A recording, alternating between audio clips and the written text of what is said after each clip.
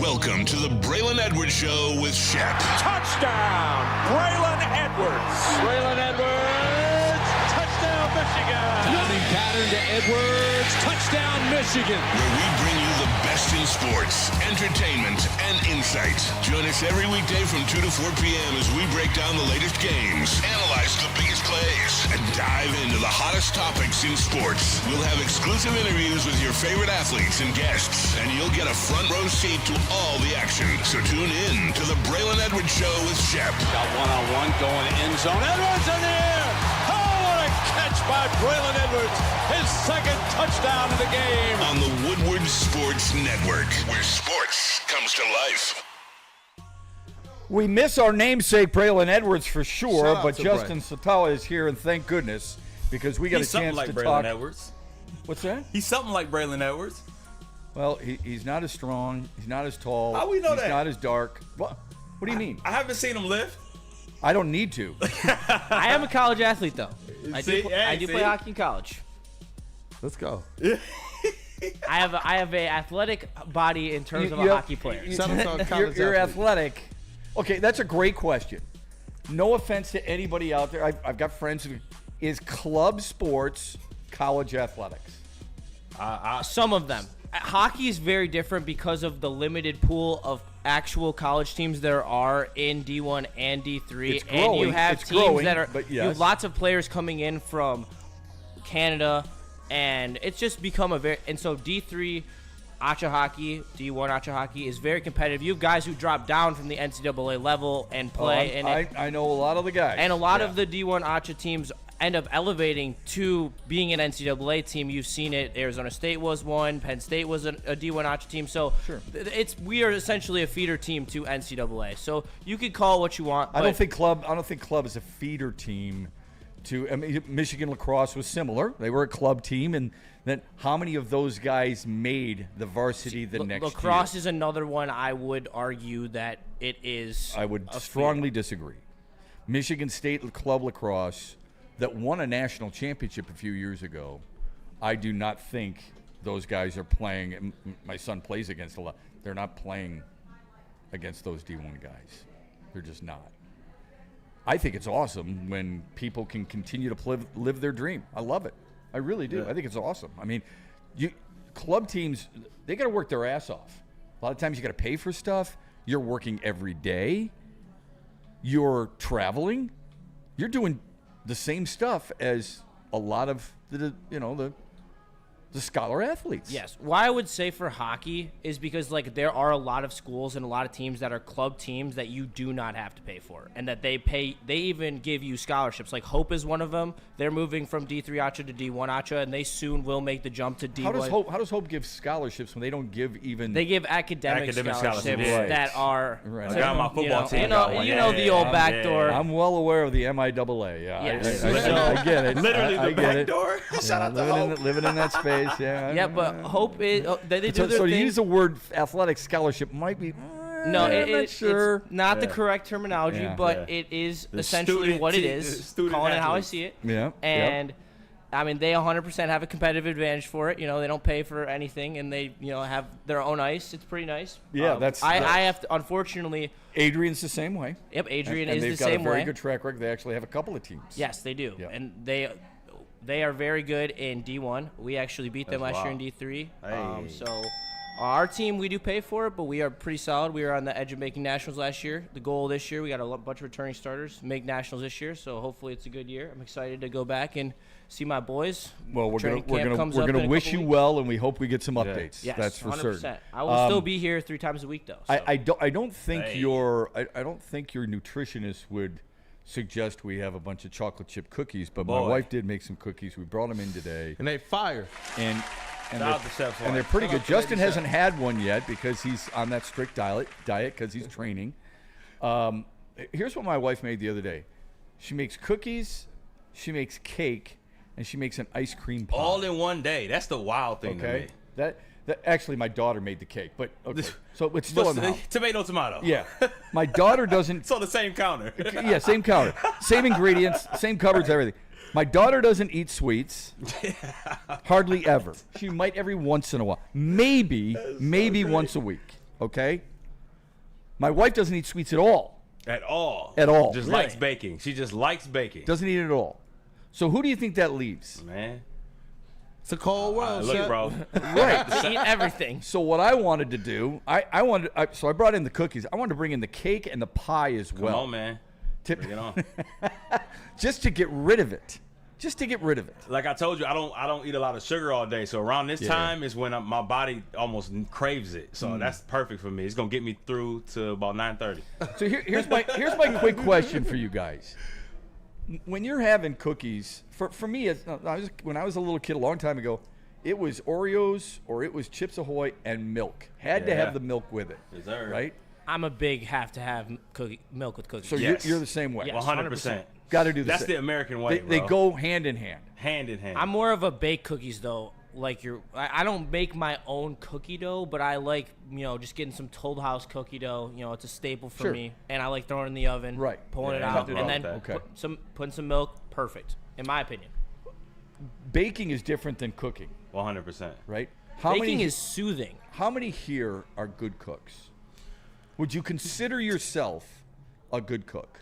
Yeah, it's I consider edible. myself solid. Yeah, solid. Exactly. I got like 4 or 5 solid things I can make. Okay. But by And solid, that's is it. that? Do you mean survivor solid? No, or like- you can I'm not Like- talking about opening like a can, I've put it in cooked a, it put it in No, a like pot I've and had stir people it. at my house and I've cooked it and they've enjoyed it. Yes. They Okay. don't live in my house. not parents though. Kool-Aid, did you Not get that parents, invite? and they're not related Kool-Aid, to did you me. get They're that not invite? related to me. I didn't get that invite. Where's- it was a long yeah, it was time a long ago. time ago. Rooftop events, soirees. My man, this is flambe. Wait, I know Shep isn't talking. Come Braylon on, was talking about he man. got invited Come to golf on Sunday. Hey, Kool-Aid, you get invited to golf on Sunday? I didn't get invited. Hey, first of all, I only had room for one. Oh, yeah. Second of all, okay. Diver took me out of it, so it didn't really matter. And your one said no. All right, so Kool-Aid, are you can you cook? Are I you can cook. I can. Okay. I'm not the and, best and cook in my Justin, house, you though. say you are. Yes. Okay. Give me Nice. your best, because I am not. I'm not afraid to admit it. I am not. Breakfast, bring it on. Dinner, Oh, yeah. I could struggle. You can grill, though. I can grill. Yeah. Okay. Like Yeah, I I'll knew grill that. ribs. I'm not like Sean Belegian on the grill with ribs, but I can grill. Yeah, but Sean had cooking, the app. That was cooking like crazy. my wife always says, Matt, you can't just have steaks and Why not? beer. Why not? Okay. That When sounds- you have your friends over, you can't have just burgers and chips. Why not? That's perfect. But that's not cooking, right? What? I say simplicity is fine. What's the best thing you make that you think the three of us would eat? That's a tough question because I make so much. I make like a lot of variety of things. Like I don't like to run the stick to menu one down. thing. Like I have Okay. like I have a cookbook that You I do. have. Okay, and good. Oh my God. That's what's up. I just want to make sure. We're not talking about cocoa like roots here. I'm since I have gotten a girlfriend and she has taught me the importance of having side dishes and not just meat. There you lot go. Like Yeah. your wife. There you go. I have been able to level up how I can make food, and That's so a lot of usually the what times happens. I will do steak with some mushrooms with a salad. We Yeah. like making green goddess Some salads. sauteed That's a nice spinach. go-to. Okay. Yeah. And then you can do the same thing like if it's chicken, just like elevating those dishes with a sauce and some vegetables. That's kind of my forte, and I can do it in a couple of different ways. And like garlic, tomato, chicken, you oregano. go. Like that's a nice, easy dish for me. Stuff like that. It's Okay. very simple, but it has some taste. I That's don't what care I'm about simplicity. I'll take it as long as it's good. Yeah. Okay.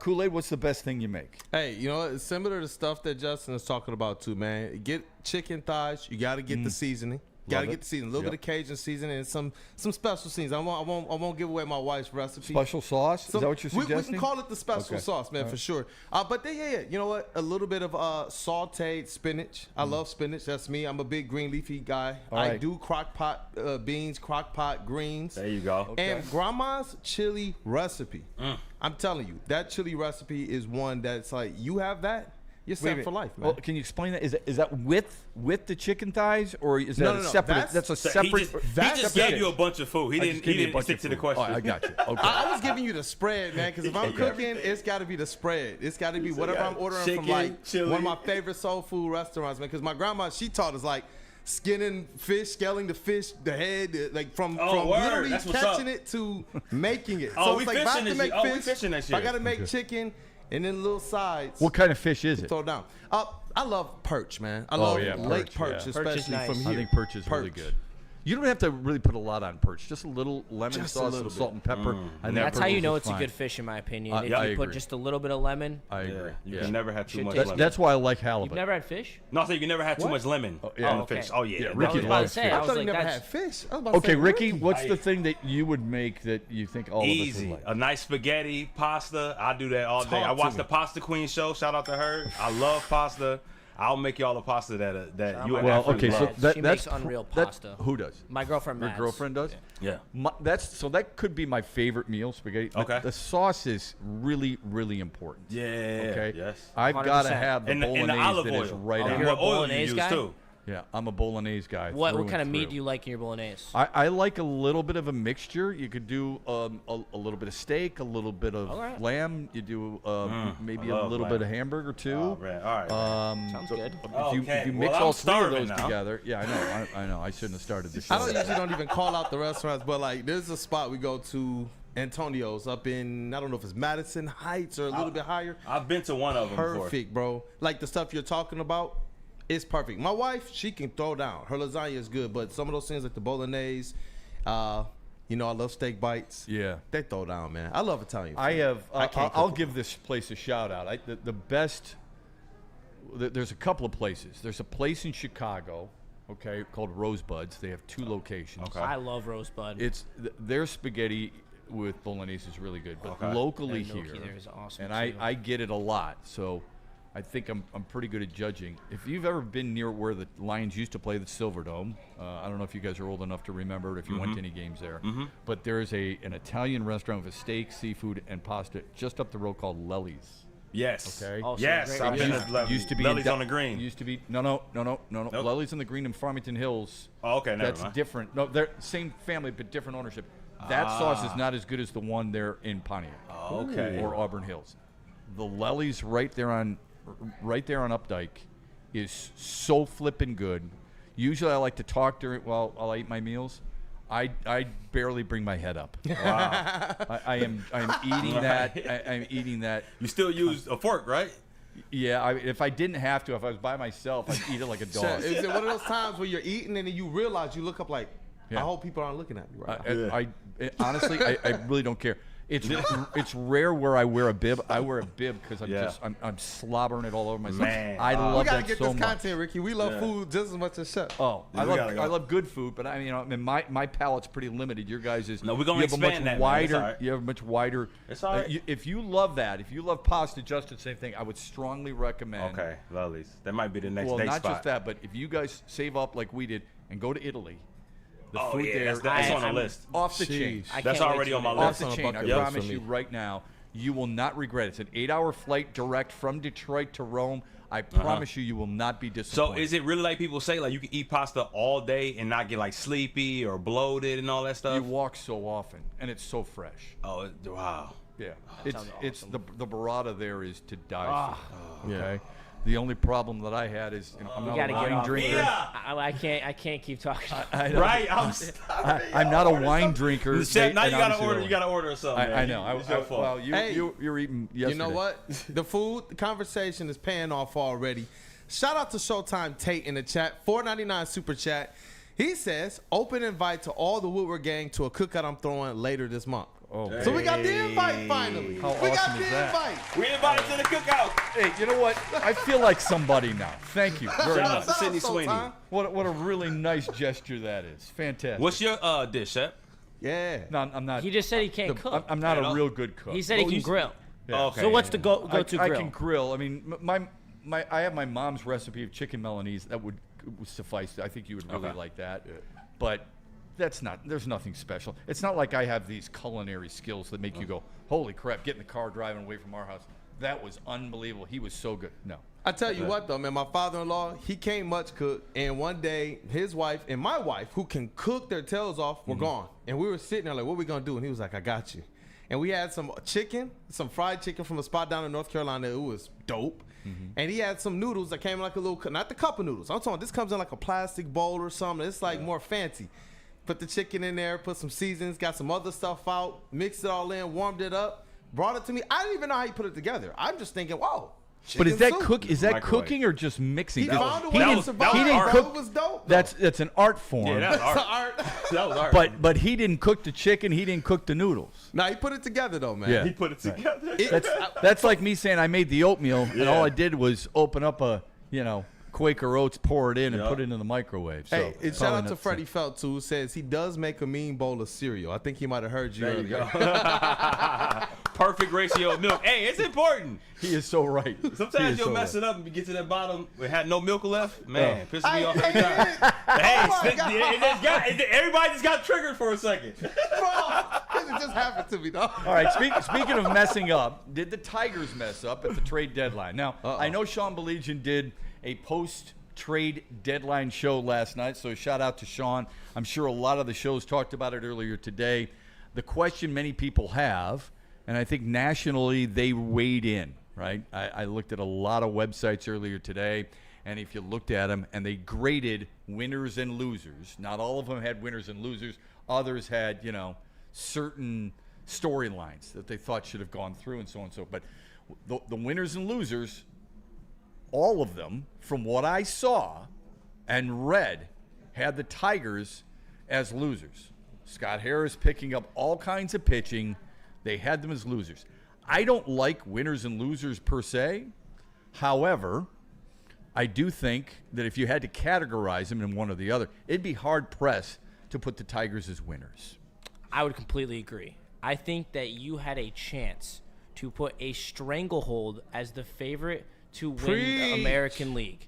And the price of admission to get into the club on these players were not high enough where if you would have been willing to give up Lorenzo or Reseño, two guys who play the same position, that you wouldn't have been able to get some deals done. And I know that a lot of the players out there were rentals. You are still in a period where you could win a World Series. If you get there and you add some bullpen arms to literally make your bullpen hell to go against, and then you add a right-handed bat, the one true weakness of this team now, that it will be the best power hitter on your roster, a guy who has enough thump in his bat to jolt a postseason run in Eugenio Suarez, where it's hard to say that they're not losers. It really is. Yeah, Shep. I don't think anyone on this team's going to hit 36 bombs, and he's already got 36 bombs. I think that's fair. I don't think anybody on this team is going to have an OPS of 898, and that's what he's at least going into the game last night, and he went for 4 with a double, so I haven't looked at his OPS, kind of updated. The only thing I would caution people to say is when you say you would have to give up one or the other, I don't know that. Because a team associates their prospect list of 9, 16, 17, Seattle, for example, in trading with Arizona, doesn't mean Arizona would have wanted 9, 16, and 17 from Detroit, of which, by the way, neither is the player you mentioned. Lorenzo, first, he might not be good enough to be a catcher, so they may move him to first base. So they can play both the same position, but they're not playing the same position. I don't know what it would have taken. Scott Harris is the only one who would know. Based on what the intel we've received, though, on the return for investment, outside of what Philadelphia did, Dave Dombrowski gave up 2 top 100 prospects. I'm not too surprised because Scott Harris told us going in, and I agree with him, you're not touching my top 100 prospects, in which they have 5. Philadelphia gave up 2. One was at 92. But still, they gave up 2. What would it have taken? I don't know. I hope they were kicking those tires. It sure looks like Seattle didn't have to give up any top 100 prospects. So why, if Detroit's prospect list is deeper, if their farm system is better, why would it have taken more from Detroit than it would have taken from a team like Seattle? And that's the $1 million question. Right. But I'm starting to believe that Scott Harris is not a good trade facilitator. I see the Flaherty deal, and obviously he got him to sign back. That is a net positive move by him. But other than that, it seems like these other GMs, the Dave Dombrowskis of the world, that's not a great example because he gave up 2 top 100 prospects, but the other GMs around the league. But he goes for it. Justin, he does go for it. And you have to give him credit for that every single year. Yeah. He has he goes for every year, all in. And that's what the Yankees did. The Yankees now have murderer's row in their bullpen. Yeah, it's probably the best in the American League. I would say San Diego's got the best. Yeah, San Diego's got murderers. And then Mets is like just right under them at like 3 as well. Yeah. Like they all went after it in their bullpen. Like they could literally have their starter only go for 5 innings, and they are like, okay, we'll hand it off to our 5 relievers who are all nuts. And you know what? You bring up the aspect of maybe Scott Harris is just not good at facilitating deals. And the other thing that we pondered before the show is, what exactly is this farm system? How is it literally viewed amongst the MLB? Not the grading systems of, companies out there and media companies and firms and analysts, but how does the MLB, when they're actually looking at our prospects, are we being lowballed more so than we think? And is that something that could be hampering the Tigers as well? Because you're right. This is an interesting one because it was all right there for them. We heard his aggressive comments earlier. I don't think Major League Baseball looks at Detroit's farm system and say it's overrated. I don't think they're trying. They might be trying to lowball. I don't think that's how most general managers operate. I think they are true to it. I think they wanted certain guys from the Tigers farm system, and the Tigers were unwilling to part. It's an interesting thing what you said about Jack Flaherty, because I don't think we know about that trade. Well, like everybody was floored with Trey Sweeney and Lorenzo, and we don't know about what Lorenzo is going to be. We know how highly he's thought of. Trey Sweeney has not necessarily worked out, but then we say Flaherty re-signed. Yeah, it also cost him $25 million to re-sign him. That's fair. So, and has he pitched like a $25 million pitcher? Nope. Absolutely not. Neither is Alex Cobb. Right, and then next year Flaherty will make I think it's $10 million. So it's a pretty good deal. Isn't it if he doesn't opt out though? That's if he doesn't opt out, but he's got the chance to opt out, which he might do. Yeah, which would surprise me if he did, considering his season, unless he goes on some type of rip-roaring tear in August or September. All it takes is a playoff run. I think with what Detroit did or failed to do, probably, I think most of us are looking at what they failed to do rather than what they did. And when you add 2 playoff performing starters in Chris Paddock and Charlie Morton, and you add playoff tested relievers in Kyle Finnegan and Rafael Montero, and I suppose when he gets back, Paul Sewald, but he's on the 60-day IL for crying out loud, and we'll be there until September 10th. Yeah, they could answer our questions, Justin, by saying, well, you thought we needed starting pitching, and we got you starting pitching. You thought we needed bullpen help. We got bullpen help. That's why I have pressed time and time again to people.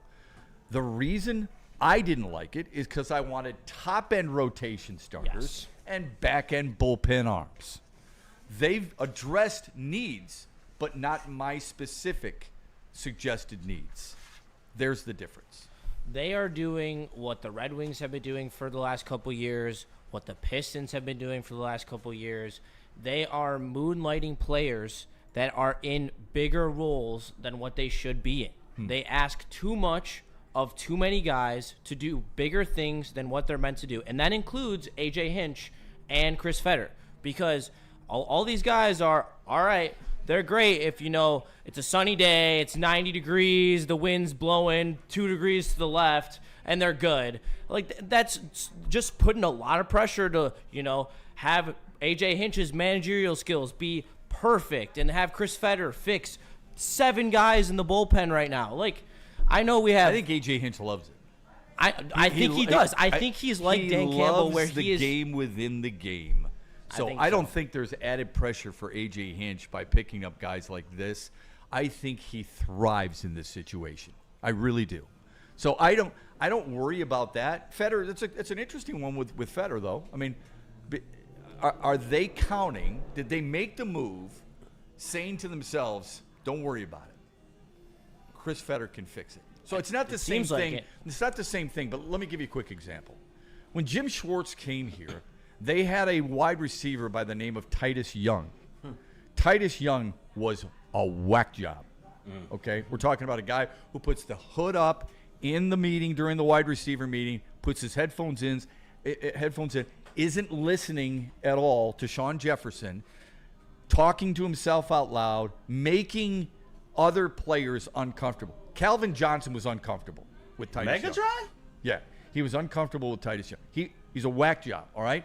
It's the same guy when Matthew Stafford was on the field. He had to come to the sideline and tell Jim Schwartz and Sean Jefferson, you better get control of your boy because he's out of control. Jim Schwartz, when they drafted him and they knew about the character issues, the mental state, the problems, Jim Schwartz said, I could handle Albert Haynesworth, Tennessee. I can handle Titus Young. He couldn't. Now, that's a long stretch from this, but maybe, just maybe, the Tigers are thinking, I get the ERA's elevated. I get the whip is elevated. But our guy can fix you. So that's an interesting angle that you took with Chris Fetter because maybe that was the case. Pull a rabbit out of a hat, Chris.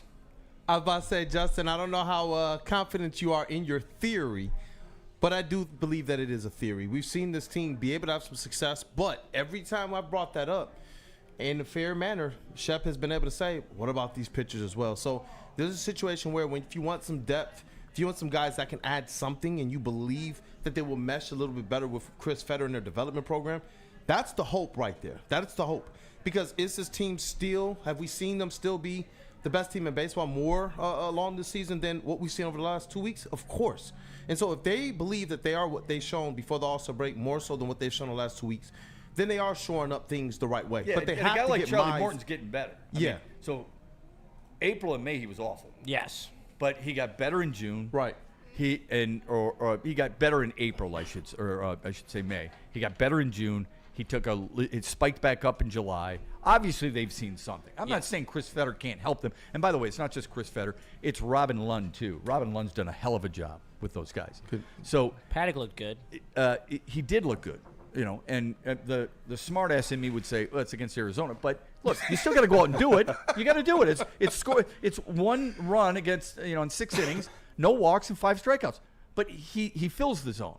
The walks don't surprise me. The strikeouts surprise me a little bit. I hope that continues. It I would have really been nice do. to go after Merrill Kelly, considering Rangers gave up nothing for him. Yeah, Shep presented that. Don't even start. I'm sorry. I don't. You're right. You're right. You're 100% right. Yeah. But here's what I say to people.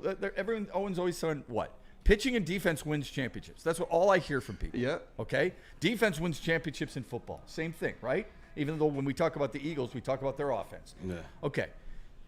If If it really is pitching and defense, and the Tigers last year in the series against Houston obviously only used 2 starters because it only lasted 2 games. Against Cleveland, they used 4 starters. Okay, Cleveland I think used 4, or maybe 3. Next series, Cleveland used 4. Yankees used 4. You're not using more than 4 starters. No. Okay, so somebody's going to have to feel comfortable coming out of the bullpen. I'm going to give you these starters, and I want you to think about it for a minute and be honest. Be honest with yourself. First, I want you to establish the Tigers. Let's use 4 starters. Okay. Okay. Skubal's a given. Morton is, in all likelihood, as long as he pitches well the next 2 months, well, he's a given. He's got 2 World Series rings. I'm not saying he's the number 2 starter. I'm just saying. Oh, I thought you were saying he was the number 2 starter. No, I'm just saying. Okay, good. Sorry.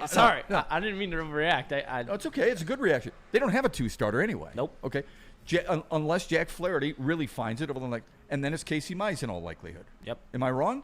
I Or think maybe it's Chris Paddock. Maybe they move Mize. In whatever order, Okay. I think the 3 that you just named are the first 3. Okay. It's some In order some of way. Skubal and then Flaherty or Mize. Answer this question.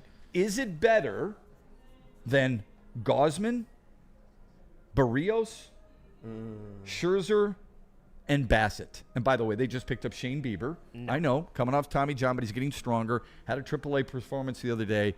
By the time the I've already playoffs played this begin, he exercise. should be all right. No. Okay. That so is not better. The answer is no, right? You have Skubal, but you have Skubal. That yeah, is exactly. you have Skubal. Maybe twice in the series. Right. But you can't start him every single game. No. Okay. Golly. There's Twice other for people one that have to series. pitch. Okay. Yes. Now that's pretty good. I don't even think that's the best in the American League. Crash out. Justin's No, about to they're crash. not. Okay. No, they're not. Okay. Keep going. You ready? Because there's 3 other teams at least I believe have better pitching staffs. So. Gilbert, Castillo, Wu, and Kirby. That's the best, by the way. Yes. Okay. Best. Okay. I agree. So the Tigers aren't better than Seattle in that regard. Yep. If you believe in the philosophy of pitching and defense wins. Okay. And DeGrom. don't forget they have better offense. Yeah. DeGrom, Kelly, Merrill Kelly, Nathan Eovaldi, Yep. and Woosah, Justin. man, I don't know right now, but maybe it's Jack Leiter. That's Texas. That's better. If they make it. It's better. They're going to make it. Okay. They're going to be an absolute piss missile out of that wild card. Okay. Yeah. It's going to be scary. God. It's going to be scary. But that means 3 teams in the West will probably make it. So Yep. be careful. Lastly, Fried, Rodon, Stroman, and I'm not sure about the other. Comparable.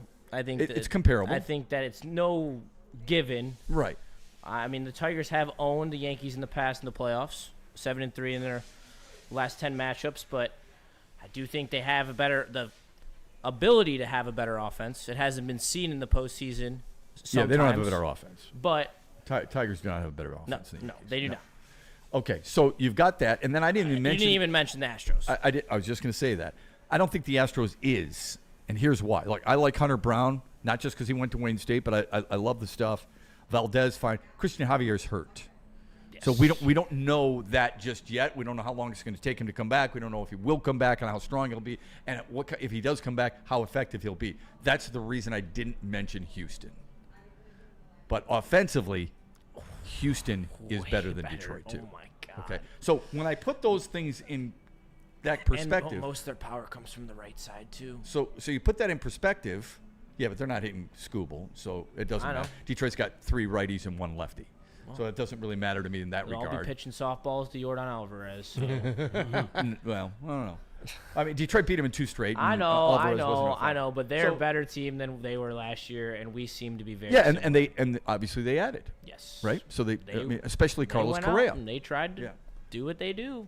So those are the things And that Pena's about to come back off the IL. That's right. And then they'll take Carlos Correa from shortstop and move him to third. Yep. By all reports. Which I suppose other teams could have done that I agree. if it was a guy who was to be had.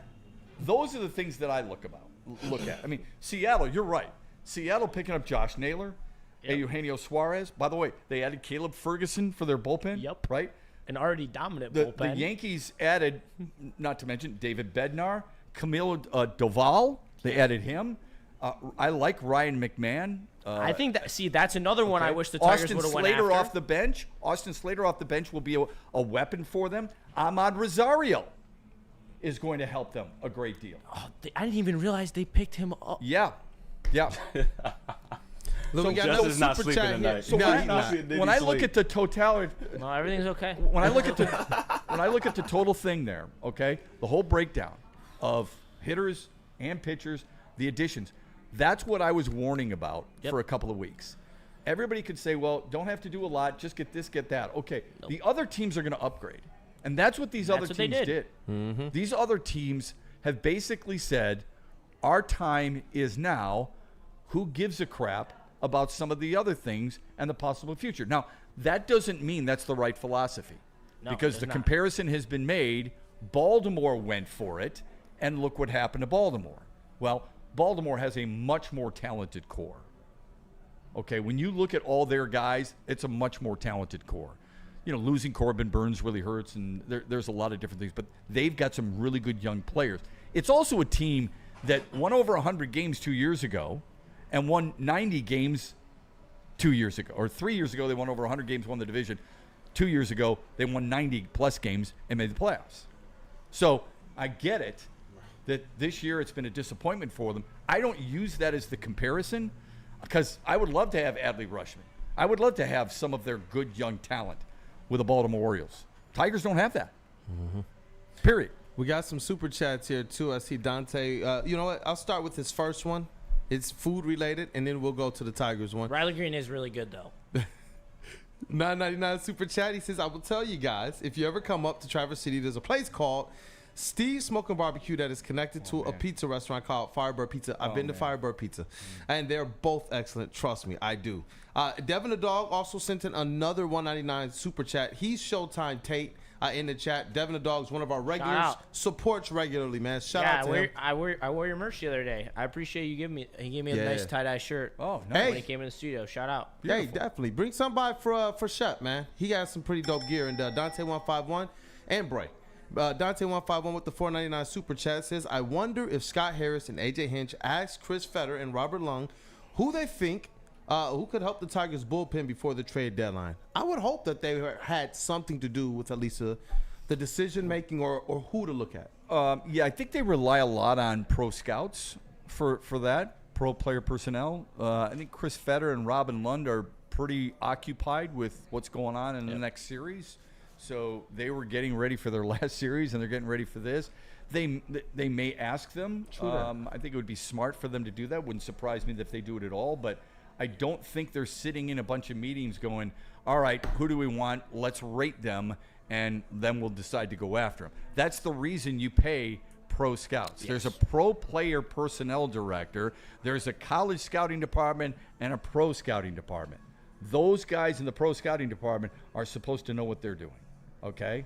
And those are the guys who make recommendations to Scott Harris and others and say, look, let's go get Mark Canha. Okay, you're fired. I don't know. Something along those lines, all right? You're right. Riley Green's really good, but, when you look at you and I were just talking about Baltimore, when you look at Gunnar Henderson and you look at Jordan Westberg and you look at Adley Rushman and you look at some of the other guys like Kobe Mayo as well, they've got some really good – Colton Cowser, they've got some really good players. So. Yep. We'll have to see if our luxurious prospect pool pays off in the next couple years where we can be saying the same thing about a sick young core, but that is to be seen. Well, that's the whole thing. And so many people – patience is a virtue. It's a cliche, but it's so true. Scott Harris has more patience than all of us because we feel there's an opportunity right now and that the Tigers didn't take advantage of the opportunity. See, I just think that there is a difference between thinking purely for the future and thinking purely for now. I think you can be in the middle and you can still have your future with your Max Clarks, your McGonicals, your Rayner. I'm not saying you have to trade the top three, but you do have some expendable top 10, top 15 prospects that, it would have been nice for them to use them to get a piece that is a legitimate. You can pencil him in. You know what he's going to be, and it's not if and but whatever. I'm just sick of that mindset. Why do we only look at prospects? Why don't we look at their current roster? Let me ask you guys all this. How many players on the Tigers roster right now? I would have traded Kerry Carpenter for a legitimate star in a second that could hit both sides of the plate. How many guys are untouchable? How many? Honestly, be honest with yourself. How many Tigers are untouchable? We're talking about like Gunnar Henderson of Baltimore, Vladimir Guerrero Jr. of Toronto, Aaron Judge of the Yankees. Those are the guys who are untouchable. There's really not that many in Major League Baseball. So what is it you didn't want to mess with? I know it goes deeper than just the player on the field because you got to look at the clubhouse too. But why do we always just look at prospects? Why would we be willing to trade some guys who are already on the roster? I'm with you. I would have traded players in this team in a heartbeat. I won't. Even though they got you to 64 wins. Even though they got 64 wins, I think that there is some players that are expendable that have, like I said it a couple weeks ago, I would trade Parker Meadows if a deal came around where you could have brought in a legit right-handed bat. Yeah, I don't think they view him as an untouchable. I don't think they do either. And I think that, if we're talking about, obviously it wouldn't happen. Want him, though, obviously it wouldn't happen, but the only one I can think of would be Vladimir Guerrero if he were to come to market, which it wouldn't happen because the Blue Jays are playing very good and he's locked up for a long time. Right. They thought about I would have traded year. a package that included Torque for Vladimir Guerrero. Yes, but let's remember this. The other team's got a general manager, too. Yes, so I understand. Certain guys like Alex Anthopoulos isn't going, yeah, for sure, I'll take the guy you don't want. But right? If this team is serious about giving Tarek Skubal, which we don't know, we've talked about this multiple times, but in the back of their mind, they already know what they are willing to pay Skubal. And if they're willing to actually extend Skubal, then Job isn't untouchable. Do you think they know what Tarek Skubal wants? No, I do not. Then how do you know? I think why are you so confident that the Tigers think they know what they're willing to pay? They have a number. They have a max number. That's how this franchise has operated for the last 5 years, and they've shown no reason why they don't have a specific number in mind for Terry Skubal. Yeah, I don't. And I don't think they're going to be willing to go over a specific amount. I don't know what that amount is. Yeah, I don't believe that. Because, and here's why. All right. I don't think you ever thought you were I hope gonna, that they I don't prove think me you're ever wrong. going to sign Jack Flaherty to $25 million. I don't think they thought in the offseason, I'll tell you what, this is what we're going to sign Jack Flaherty for. I think a lot depends on when the agent comes to you and says, this is the demand. And then you try to negotiate. That's the reason why. I think a lot is picking and probing and so on and so forth. I don't think they have a mindset like, okay, this is how much I'm going to spend on Tarek Skubal until you actually engage in the conversation. That's why I asked you, do you think they know how much he wants? Do you think that they will pay Tarek Skubal $500 million if it comes down to it? I don't know if that's what he wants. I don't think they will, and I wouldn't either. But I don't know if that's what he wants. What if he pulls the biggest surprise in sports and asks for much less than that? Not going to happen. Well, nobody thought Jose Ramirez would do it either in Cleveland, and look what he did. I sure hope you're right. In my opinion, I hate saying it, and it hurts my core. It gives me the chills, but God dang it, Terry Skubal reminds me of a Yankee so much. That clean-cut face, that big chest. It sucks to admit. I don't want to admit it, but he screams New York Yankee. No! And you know what the New York Yankees are going to do if he hits free agency? It will be a blank check. So you like, that's what I'm saying. If the Tigers aren't willing to give him a blank check, they're in the arena, the Coliseum, with the Yankees and the Dodgers. And he's not coming cheap. Skubal's not coming cheap. Well, they already know that, but nobody, even if you were general manager, nobody is giving a player a blank check. They're just not. Obviously, figurative speech, where you're willing to pay the most money on the market, and you are going to make Terry Skubal choke on a contract. That's where what the Yankees will do to Terry Skubal. Yeah, that's where you're right. When you say, do you think the Tigers have an idea? Sure. Here's the idea. He will be the highest paid pitcher in the history of the game. Yes. That's the mindset. Now, how much that is, I don't know, Justin. I don't know if anybody does. But that's where you're right when it comes to that stuff. I'll tell you who's always right. Ven Johnson seems to be 100%. always right. Yeah. Seems like he's always right. He's always on the winning side. Yes. And look, Ven Johnson's the best in the game. He always wins. Ven fights for you. Justice, it means different things to different people, but whatever it is, a settlement or a verdict, justice is always worth the fight. If you've got a case, contact the fighters at Ven Johnson Law today and get the justice that you deserve. Tough, tenacious trial lawyers. Ven Johnson Law. He will fight for you. Yeah, you're fighting for Tarek Skubal, and I love that. I love that you've been fighting for Tarek Skubal. Now you're Ven Johnson. Maybe Ven Johnson needs to fight for Tarek Skubal, right? Or actually, he's fighting for the fans, right? Throw in a Les Stanford Hummer. How about that? Yeah, Les Stanford, Buick, and GMC. Great offers for everybody, and yeah, they'll fight to give you the best deal. Get a 2025 Hummer EV SUT lease special, $599 a month plus tax. That's a good-looking ride, isn't it? Or try out the same year Hummer EV SUV lease special, $699. You see it right there in the upper right-hand corner. Don't forget about the 2025 Sierra Double Cab Elevation. Plenty of room there, $169 a month plus tax. That's it. Get to Les Stanford today. Check out their massive inventory. Les Stanford, Buick, and GMC. For all these specials, go to their website, lesstanford.com. How do people feel about getting a Planet Fitness membership for $15 a month? How do they like working out in a clean and spacious gym that's filled with equipment for every workout? And how about free fitness training in the judgment-free zone that leaves them feeling energized all day long? Join Planet Fitness today with the free PF app, online or in club, and start getting that big fitness energy for $15 a month. Walk into any Lady Jane's Haircuts for Men today. Open 7 days a week. Sit back, relax, and enjoy precision haircut, scalp massage, hot leather neck shave, and hot towel treatment from one of our talented stylists. Step up your game this season and take advantage of our $20 haircut special. Scan the QR code and get your coupon today. Lady Jane's Haircuts for Men, the ultimate haircut experience. Open 7 days a week. Walk-ins always welcome. Lady Jane's Haircuts for Men. It's wicked awesome. Ever wonder what goes on inside the game? Deep ball's got a man and got him. Touchdown, Braylon Edwards.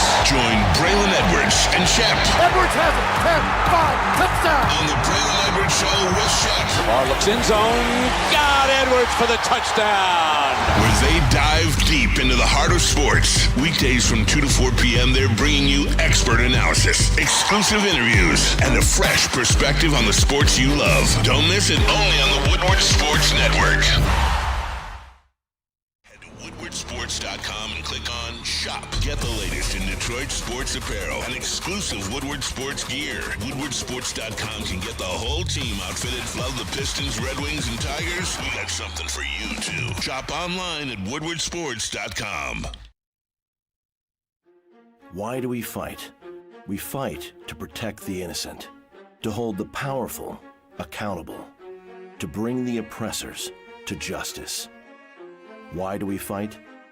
We fight to secure and preserve our civil liberties, to get each and every one of our clients the justice they deserve, and to make the lives of real people just like you whole again.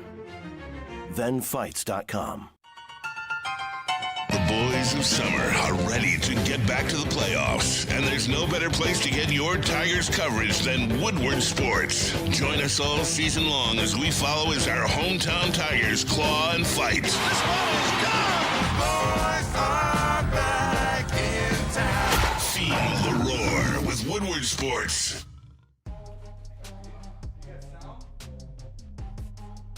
Oh, it's my bad. Welcome to back to the Braylon Show with Shep. Let me tell you about BlackRock before we resume real quick. BlackRock has 8 weeks of amazing giveaway, and we are rolling into week 3. Congrats to our Filet 4-year winner, Gretchen Peters from Portage. Congratulations, that's a good deal in my opinion. Next up, one lucky winner will receive a level up to their backyard barbecue with a Traeger grill set, and my dad uses his all the time, so I highly recommend that you scan the QR code above my head. Every entry also gets you a shot at the grand prize, 4 tickets to the home football opener on September 14th. Entry period closes 8/3. Ready, set, sizzle, like Cade Cunningham. Sizzle, what I tell you at halftime, don't touch me, I'm sizzling. You know why? Because I'm in that Woodward Sports merch, and you guys can be sizzling too, man. Are you tired of wearing the same old Detroit sports merch? It's a new era in sports wearables, new designs, amazing apparels, and ultimate swag. All you guys gotta do is check out Woodward Sports latest gear at woodwardsports.com and make sure you click the shop tab. Hoodies, tees, and hats that are guaranteed to turn heads. Get the latest designs today at woodwardsports.com. Make sure you click shop, and we back and with a little bit of news. Michael Parsons posted on social media, it's breaking news, that he wants to be traded. So in 2 days, you've had 2 outstanding players who want to be traded. Terry McLaurin and now Micah Parsons. First of all, I love Micah Parsons. I don't know the man, but His as an dad athlete, loves the Lions. huh? His dad loves the Lions. Who doesn't? As an athlete, except for USA Today, as we mentioned yesterday. Right? As an athlete, I and a football player, I love Micah Parsons. Like, he's my guy. He's so good. He's so flipping good. He is. It's not fair to call. I hate when people do this, and I don't mean to do it, but I hate when people automatically compare young players to all-time greats. Yes. Okay. So you guys never saw Lawrence Taylor play. An absolute badass. Black Season? I wish I did. I've seen an absolute badass. Whether he was coked up or not, he was an absolute badass. That was probably part of the formula. Okay. Cocaine's a hell of a drug. Yeah, well, it didn't help Thomas Hollywood Henderson. But anyway, the bottom line is Micah Parsons is a franchise player. I don't give a crap about the Cowboys, but how Dallas goes about their negotiations is their choice. The publicity that a lot of these teams get during these negotiations, to me, is really surprising. And that's what I love with the Lions. Like, Alex Anzalone came out. The media asked him a question. He answered the question. he was disappointed. What did the Lions do? Here's $250,000 more per year. Now you're making $6.25 million, and it's guaranteed. Good for them. Okay? Now, it probably doesn't serve him. He wants years added to it, and I don't blame him. But at least for now, they have taken the proper step. I don't know what Dallas is going to do. I don't care what Dallas is going to do. But when you got the best player on your team and your organization is allowing him, it's gotten so bad is what I mean, where he's out there saying to the media, I want to be traded. What does that send to not just other players within your clubhouse / locker room, but to other players who might want to go play for the Dallas Cowboys someday? That's seriously, you have to take that into account. It's all important because these dudes, if we think these guys at the end of games or before games during warm-ups get together and get, hey Ricky, I really want some of that food you were talking about the other day on Woodward Sports. Right. Hey Kool-Aid, did your mom bring or did your wife make me any of those really good wings you've been talking about? Okay. Hey. Justin, how about that chicken No. You know what they're talking about? They talk about how their team oftentimes takes care of them. Who are good teammates? What does your team do well? What aren't they doing well? How's it going, man? It's going okay, but stay in a crappy hotel for crying out loud because they're too damn cheap. All that stuff. Those things happen all the time. Yeah. So what do you think they're saying right now about the Dallas Cowboys? Sheesh. I mean, they are the Dallas Cowboys. I mean, they're doing cowboy things. I don't think there's any other way to necessarily describe it. And but they rewarded Dak Prescott, so is that a cowboy thing? I think it is because it's a quarterback. I know the only position that they're willing to actually make ground in my opinion. Yeah. I do think it's going to get done, and I do think that they're going to figure something out. I think this is just a ploy at the end of the day by Micah Parsons to get what he deserves because he is a premier edge rusher in football, and he is one of the best defensive players in all of football, and he deserves to be paid like it, especially at the way the edge rushing salaries have completely exploded with the recent push to pay them. Yeah. The certain players that have been willing to come out and air their grievances in the media has been pretty surprising. And I wonder it is surprising what people feel like either if that pushes fans away, because I think fans have a tendency to side with athletes. 100%. Okay. But to start, until it gets to be almost too much. Until it starts to actually affect the team on the field, yeah. In my opinion. And then it's like, hey, get in camp, so on and so forth.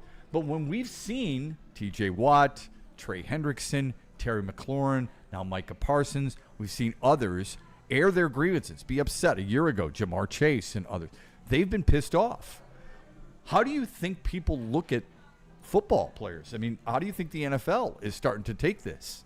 This is a little bit of a dangerous narrative going on right now. I think it is. It's extremely dangerous because how is this going to work with – to bring it back to the Lions, how's this going to work when it comes to Hutch with his negotiations coming up? How's this going to work with J-Mo with his negotiations coming up? How about Brian Branch? Like, the list goes on, and I'm so curious because we are leaning so much towards the player power era, if you want to call it that, where these players have such a voice and such a power, and it seems like if you are anyone in this sport with legitimate impact on a team, you have a say out there to demand more money. Yeah, other sports allow it too. I mean, NBA guys are making decisions constantly. I don't think King does that quite a bit. Effect, though. I just think the NFL is so huge. Like, the NBA is. I think the NBA is those players. The star players are much more influential than the star NFL players, for sure. And I do wonder, though, with Brad Holmes right now, we've seen him just go and not just take care of his homegrown talent, his drafted talent,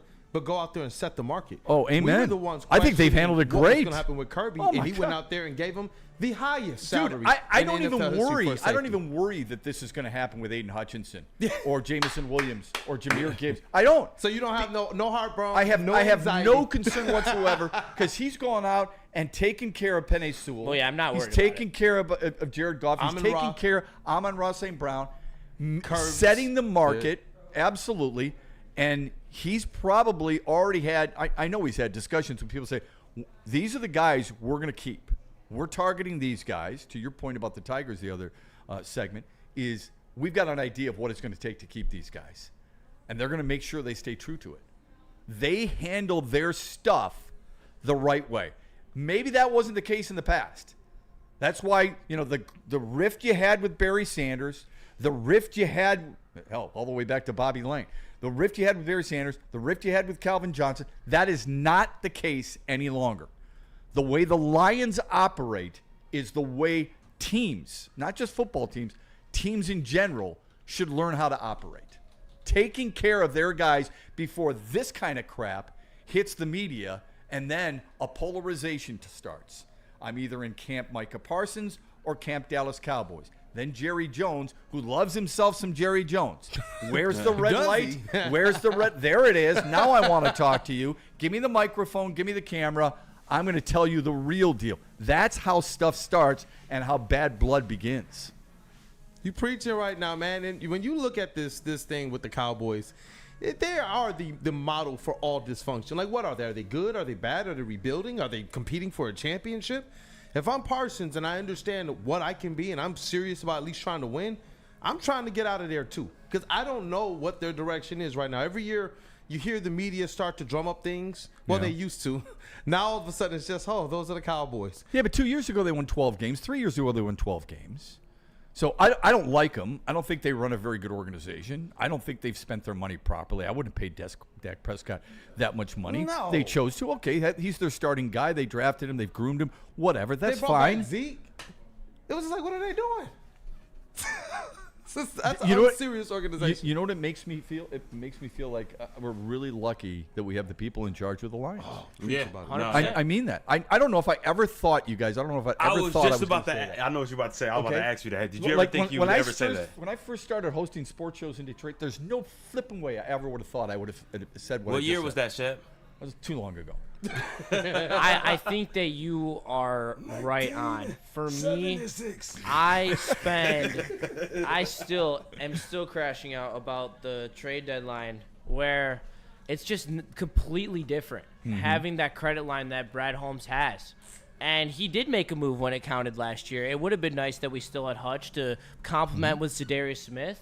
And I have no doubt if there's a good opportunity where he feels like he can get a nice rental next year, that he will do it.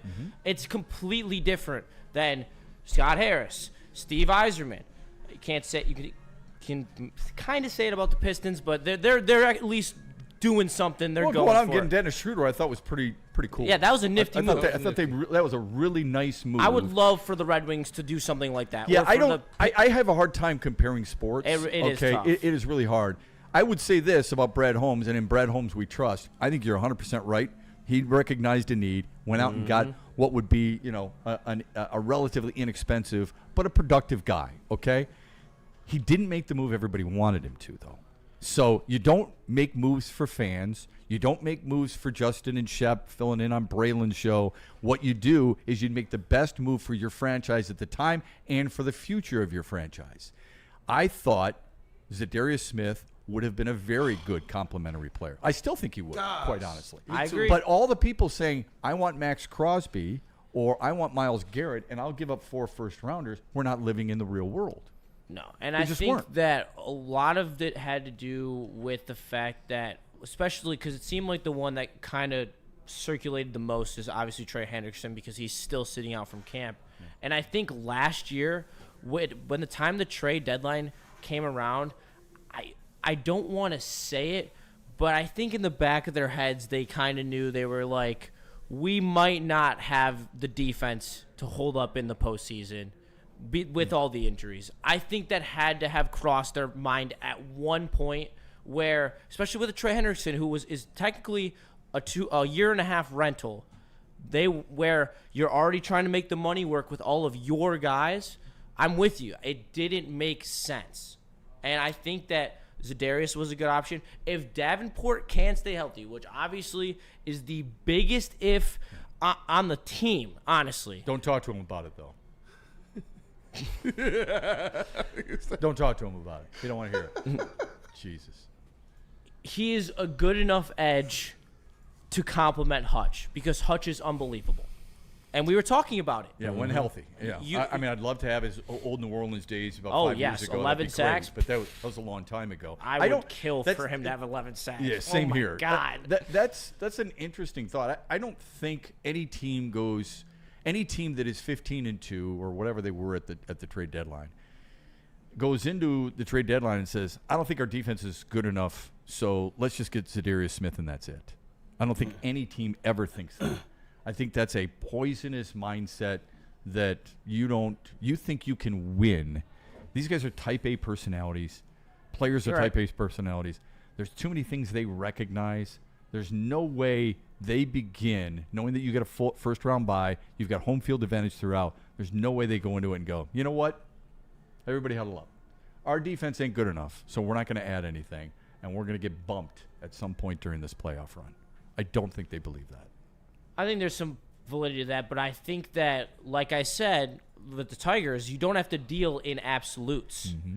There could have been more of a we need to capitalize on the window. They could have dealt in this fantasy land where they were willing to give up all this draft capital to go get a legitimate number one pass rusher because they were talking about it. So were they talking about it, or was the media talking about it? The media was talking about it. Yeah. That's fair. Yeah, they weren't talking. I don't remember Brad Holmes or anybody talking about going to get Max Crosby at one point. Not at all. Because to your point, unlike baseball, he did say he knocked on the door, but we don't know how serious it was. Yeah. Thank you for the reminder because I didn't remember that. And I believe they also knocked on the door about Garrett last year too. They knocked, but we just haven't known I think a lot of teams knock on a lot of doors and ask about a lot of names. I don't know how serious that gets, but okay. We have to realize, unlike baseball, there's a salary cap in football. Yes. And if you want your guys, Hutchinson, Gibbs, Branch, love Branch, want him for sure, Campbell, we all know who they've got coming up at some point. You also recognize, I can't afford that dude. Okay? So that requires deep thought on your current roster to shed money and bring the new money in. That's the reason I say that. It's interesting. I got a couple super chats here too. Shout out to Michael Wary in the chat. $5 super chat. Our problem is, he says, we are not hungry for the chip and we're not thinking clearly. Not looking at the cost to acquire said player or how it hurts us later on. Is he referring to the Tigers, do you think, Kool-Aid? Yeah. Okay. Michael Wary definitely put the clarification in the chat. And Dante151, $1.99 super chat. He believes Jerry Jones is the NBA version of Donald Sterling. Ooh, wow. that's a lot. That's when you say Donald Sterling, I immediately think racist. I don't think Jerry Jones is that. I don't feel that. No, not at all. Jerry Jones has won a championship.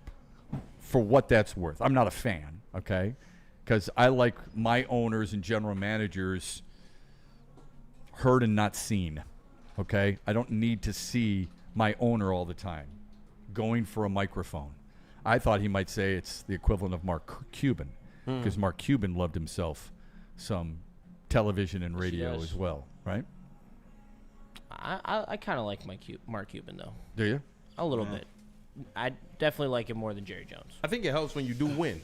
It helps when you win. It does. Mark Cuban won that ring. Winning cures all, doesn't it? I appreciate the fact that how aggressive Mark Cuban is for what he wants. And he won a championship. Yes. Obviously. He did. And says he would not have made the deal sending Luka Doncic. And who can blame him there? All right. So we speak of the Lions. Exactly. Impressions from last night's brutal, and I mean brutal, preseason opener. It was like a PAL league game.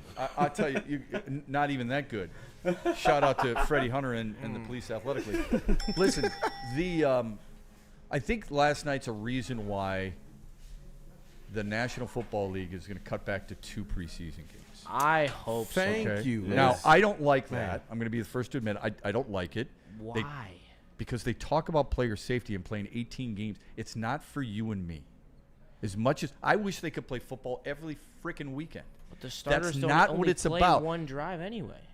No, I'm talking about 18 games. The way you get rid of games like last night, and you're going to peel to 2 games in the preseason, is because you're going to add an 18th game on your regular season. Your guys are going to get hurt more often. Stop telling me that this is about player safety. It's not, and they're going to get worn out, and it's going to be a shorter offseason. All those things are going to add up. Yeah, and then guys are not going to play as long, and you're going to go, God, why did he retire so early? Because of all this. I agree. I think peeling back the preseason to keep actual player safety, not adding a regular season game, which puts more wear and tear on them because the actual starters and important players Well, are do you like the playing 17 games? Of course you do. That's okay. It's okay to admit it. I do like the 17 games. I do and too, I would Justin. like the 18 games, but that's being greedy. That's for like the audience doesn't need everything. At some point, it has to be about the players. I agree with you. Player safety is so important, and They don't give a rat's ass about the players. And also, it's going to affect the product. They do not care at all. It's going to affect the product. You think that the players are going to be as explosive, as electric? Like, you see what the wear and tear does to guys through the seasons. They're playing through injury time and time. You just saw Frank Ragnow hit the door because he's been dealing with too many injuries his entire career. That's going to be intensified. It's like you said, it's going to shorten their lifespan. It's really going to hurt the ebbs and flows of the game. But you know what's going to happen? I can only imagine how it's going to affect guys like Jahmyr Gibbs, who is so athletic and is just going to be decaying at such a quicker rate. It's running back, the average rate is only 3.4, 3.5 years anyway. Sucks. So I don't know if that's necessarily the case, but I agree with you. I problem think the lifespan would be shorter. Here's what the National Football League is going to say, though. You see that feeder program there? Yeah. With all those college football teams and all those college football players, where what is it, 90 now? 90 scholarships? 90 scholarships on all. There's plenty from which to choose for us. Those guys move on. I hate to tell you this way. At one point, Reggie White moved on. He was replaced. Aaron Donald moved on. He's been replaced. J.J. Watt moved on. He's been replaced. They don't care. They really don't. It's the entertainment business. And as much as you and I say to the opposite, when week 17, hey, man, Justin, pass the popcorn. Right. Hey, let's talk to Buddy's Pizza. Are they going to have a watch party at Woodward Sports? You're damn right they are. Great, I'm in. We completely forgot about that. I'm a freaking hypocrite when it comes to that. I'll stand on my damn soapbox and try to convince you the National Football League doesn't care about safety. 17 games is too many. 16 is enough. And you want to play 2 or 3 preseason games, I'm all for it. And then when they play 17 games, I'm like, giddy up. Where do I sign up? That's the way it is. It's the truth. Now, that doesn't take away the fact that last night was a really difficult watch, a horrid watch. 8 penalties, 5 turnovers, right? Missed assignments on the regular for the Lions. What's our overall takeaway from last night's Gong Show? It's preseason. You don't care? Takeaway. It's preseason. Okay. Yeah. I barely knew a jersey name out there.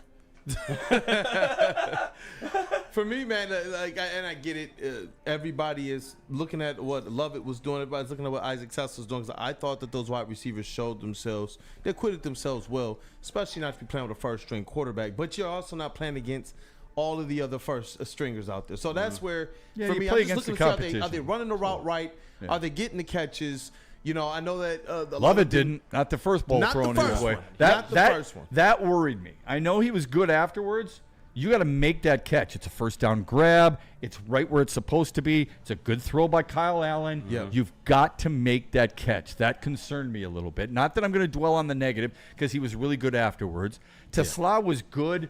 Not long throws. You know, he's got good. You can tell he's got good hands. I like what he did after the catch more than anything else. Yeah, he's a tough runner. But there's guys I was hoping at least to see a name and hear the name.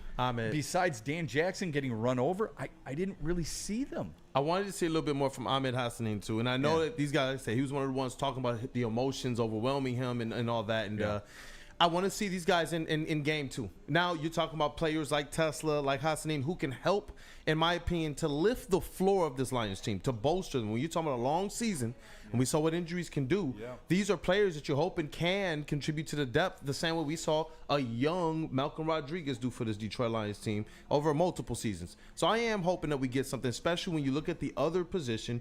Where's Davenport? If he's playing in terms of the edge, you're feeling a little bit more comfortable, but who feels comfortable that he's going to play? So I do want to know that these guys can do what they're supposed to. And as it relates to Lovett, you're right. He drops one pass, his first pass in the regular season. That might be his opportunity. Dude, 7th round pick. I mean, you got to make the most of it. Yeah. Hassanin. A couple good moves in there. Yeah, I'm not relying on a 6th-round draft pick to elevate my floor. I'm a little worried if that's my case. Unless he's special. He's just I'm not counting on him, but He's just a depth piece, right? Like if we have a mass injury again, like would maybe he be a practice player if he doesn't play well in the preseason? Could he be a practice player? Absolutely. Yeah, he He could. would run the risk of possibly somebody else acquiring him. But yeah, you could do that. I don't know if he's already made I think they this like team. him a lot, though. He really screams Dan Campbell guy, and I think that they believe in the project at least a little bit. I think you saw with Manu last year. I know they used higher term capital for him. Yeah. But I just think they have their guys that they just want to take on as projects, and I'm okay with that. I mean, they've identified him. They like the certain traits. Yep. I like the Miles Frazier pick as well. Yeah, I don't know why a defensive end wears 61. I think it's an offensive guard number. I don't know why that bothers me, but it does. But he does have one of the coolest nicknames on the team, the Egyptian Magician. I love that. That is pretty It's cool. a lot of syllables. Doesn't matter. Still a cool nickname. How do you say that on the football field? It's slower than I don't know, but it's slow. It's shorter than Amon Hassani. I wonder how do you parlay that? How do you Like every other dude? How do you parlay that Egyptian into some magician. extra money if you're him? I would call Haas too, right? I mean, No, Egyptian magician. go to That's some his name is steakhouse. Hassan, I'd go to some steakhouse. Hey, Haas, well, you ready for some steak? Yeah, Right. belly up to the bar. There we go. Just like if your name is Hassan. Yeah. You see me on the line, and then I disappear and sack a quarterback. The So Egyptian magician. this is the kid right here who he was the one I actually wanted to see, Yeah. Isaac Tesla. to be honest. Yeah. Yes. 6'4", 218, big kid, good hands. I loved him out of the draft.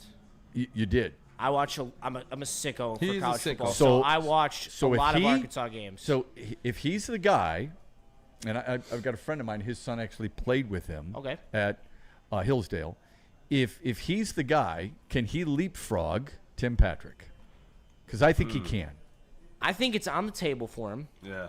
I think it's very likely, and I would be willing to bet on it, that he will do it at least by next camp when we come around next year. Oh, I next think year, that he okay. will be in that Tim Patrick role next year. Yeah. This year, I just want him to be in the mix.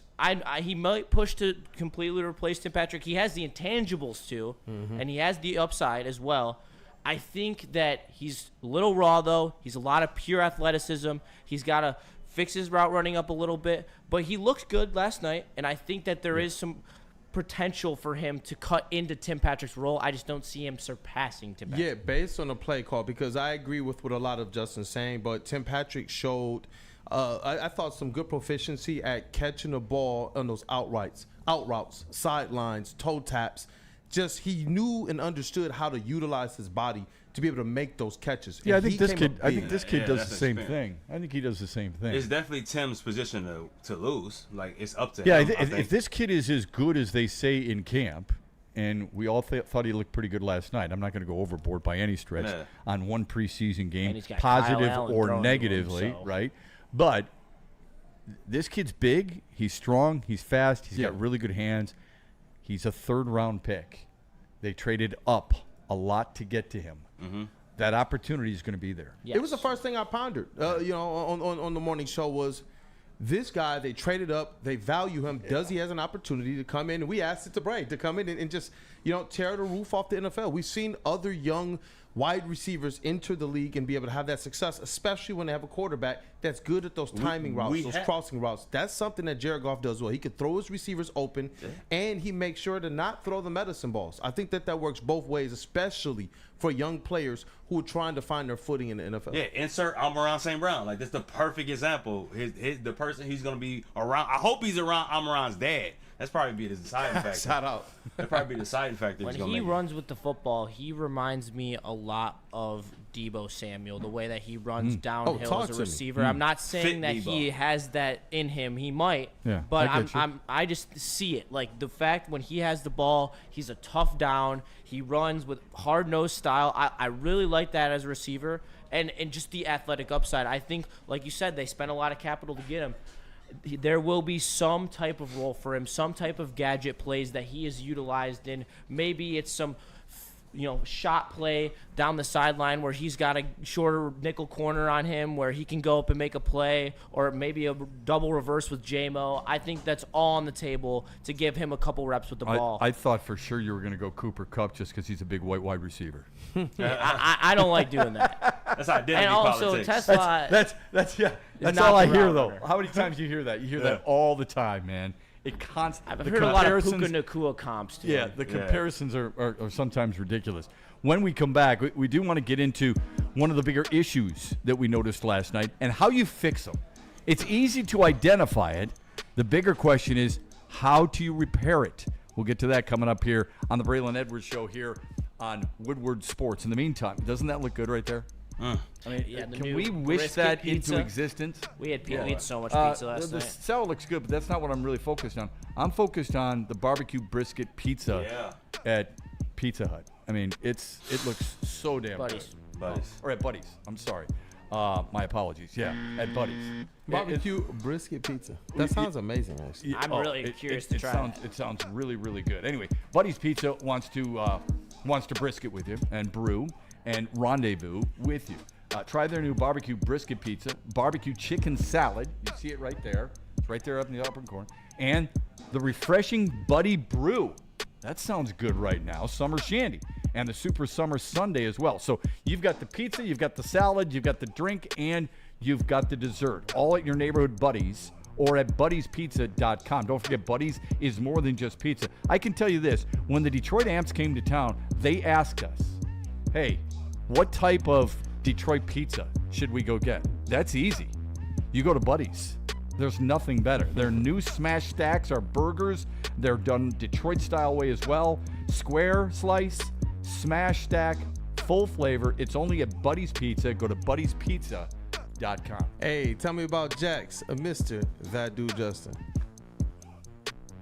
Let me tell you about Jack's Car Wash right over there down the street from us. You can go and you can get a free car wash. Woodward Sports and Jack's have partnered to hook you up with a free car wash. Just text WSN to 888-522-1729 and enjoy top-tier service with free vacuums, compressed air, and matte cleaning rooms at select locations. So join the Unlimited Club and take advantage of all the perks of being a member. Wash at any of their 40-plus locations just twice a month, and the membership pays for itself. Upgrade for interior cleaning and detailing at 8 different locations across Michigan. Go to www.jackscarwash.com to see a location near you. Don't wait. Text now and shine on and get that whip. Hey, and just remind the people as well about Mr. Doc Pierce. Let me tell you about the Doc. I mean, you guys know Doc. He is the man. Secret sauce. And he has all you sports fans hooked up. Don't miss out on his expert sports injury insights with Dr. Jeff Pierce, Michigan Sports and Spine. Join Dr. Pierce every Tuesday during Big D Energy and every Thursday on the Braylon Edwards Show with Shep. That's right here. So if you're watching, I'm telling you. And where he offers top-notch injury advice. Trust the guy that DMAC trusts. Dr. Jeff Pierce keeps you in the game and performing at your best. For more information, visit MichiganSportsAndSpine.com or call 248-426-9944. Let's go. Summer's heating up and Feldman's clearing space for the incoming new models. That means massive markdowns during Feldman's hot summer sale. Get a 2025 Silverado for just $189 a month, or this 2026 Equinox for just $209 a month. Inventory's moving fast, and when it's gone, it's gone. So don't sweat the search. Just get to Feldman. More locations, more inventory, more ways to save. The hot summer sale is on at Feldman Chevrolet, Michigan's #1 Chevy dealer. How do people feel about getting a Planet Fitness membership for $15 a month? How do they like working out in a clean and spacious gym that's filled with equipment for every workout? And how about free fitness training in the judgment-free zone that leaves them feeling energized all day long? Join Planet Fitness today with the free PF app online or in club and start getting that big fitness energy for $15 a month. Head to WoodwardSports.com and click on Shop. Get the latest in Detroit sports apparel and exclusive Woodward sports gear. WoodwardSports.com can get the whole team outfitted. Love the Pistons, Red Wings, and Tigers? We got something for you, too. Shop online at WoodwardSports.com. Walk into any Lady Jane's Haircuts for Men today. Open 7 days a week. Sit back, relax, and enjoy precision haircut, scalp massage, hot leather neck shave, and hot towel treatment from one of our talented stylists. Step up your game this season and take advantage of our $20 haircut special. Scan the QR code and get your coupon today. Lady Jane's Haircuts for Men, the ultimate haircut experience. Open 7 days a week. Walk-ins always welcome. Lady Jane's Haircuts for Men, it's wicked awesome. Caesar Sportsbook, man. I know y'all downloading that app because the Lions and NFL is back, man. What if I told you if you bet up to $1,000 and lose, you can get your money back? And you don't have to steal it back either. They'll just send it right to your account, man. I promise. Scan the QR code or enter the code Woodward1000. And if your first bet doesn't hit from $20 to $1,000, you'll get that bet back, man. Download that Caesar Sportsbook app right now. It's the official sportsbook of Woodward Sports. Use that code Woodward1000 or scan the QR code on the screen right now. Good luck. Jordan Speed takes forever to hit. And before you sit on the couch all football season betting away using code Woodward1000, make sure you take advantage of the rest of the workout summer plan at Planet Fitness. It is the high school summer pass. Teens 14 to 19 work out for free all summer. This is something I took advantage of when I was in high school. This program is amazing and it does so much for the youth around the country. They have Planet Fitnesses all over the country, including over 40 in the Metro Detroit area. So make sure you go visit your local Planet Fitness and take advantage of the high school summer pass. The chat is all over it as it relates to Tesla right now. Combat Legs in the chat, he's saying Combat Legs, shout out to him. Combat Legs vids, is it? So you're saying they like Tesla? Yeah. Like I was about to read off like some from the chat family. Let me see here. Where's he? He says Tesla's looking nice. I won't even cap. The Mighty Dog says Tesla got potential and the tools like that, but he's not taking the veteran wide receiver spot. The Mighty Dog says Tesla is not taking Patrick's job. Then I see a couple others. The Mighty Dog, Tesla and Lovett, wide receiver 4 and 5. But Alex the Spoon believes Lovett will be lucky to make the roster. That Tesla has already taken special teams Patrick's job. Oh. Okay. So most people think the vet might hold it down, but there's a lot to like about Tesla right now. You can't come to any conclusion whatsoever after one preseason game. Exactly. Especially for Tesla or for 100%. Tim Patrick at all. I'm not a guy who believes, he's done it before. This is a three wide receiver. Okay, so I don't want to take anything away from Tim Patrick or even Isaac Tesla or any other third wide receiver in the National Football League, but you can find a lot of them. Our third wide receiver is Sam Laporta. Yeah. There's a lot of threes out there that you can find.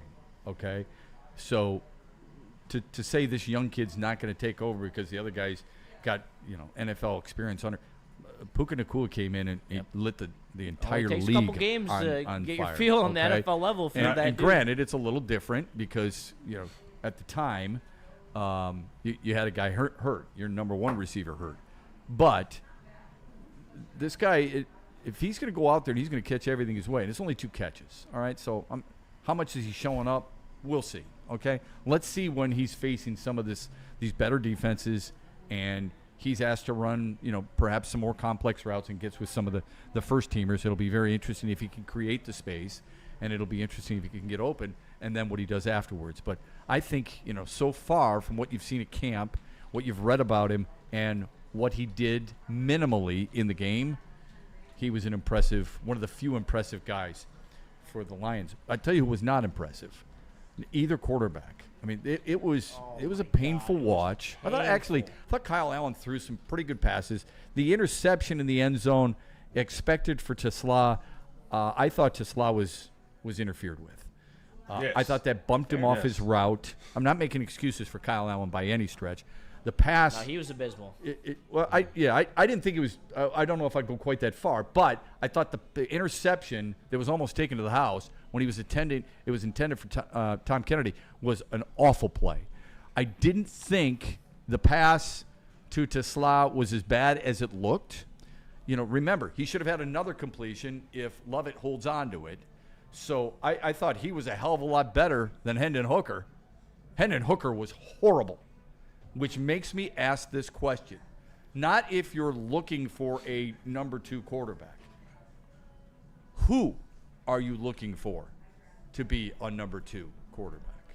Teddy Bridgewater. So, yeah, that didn't quite make my list, but okay, that's who you got. After what I saw yesterday, call it Coach Teddy. You're ready for anything else.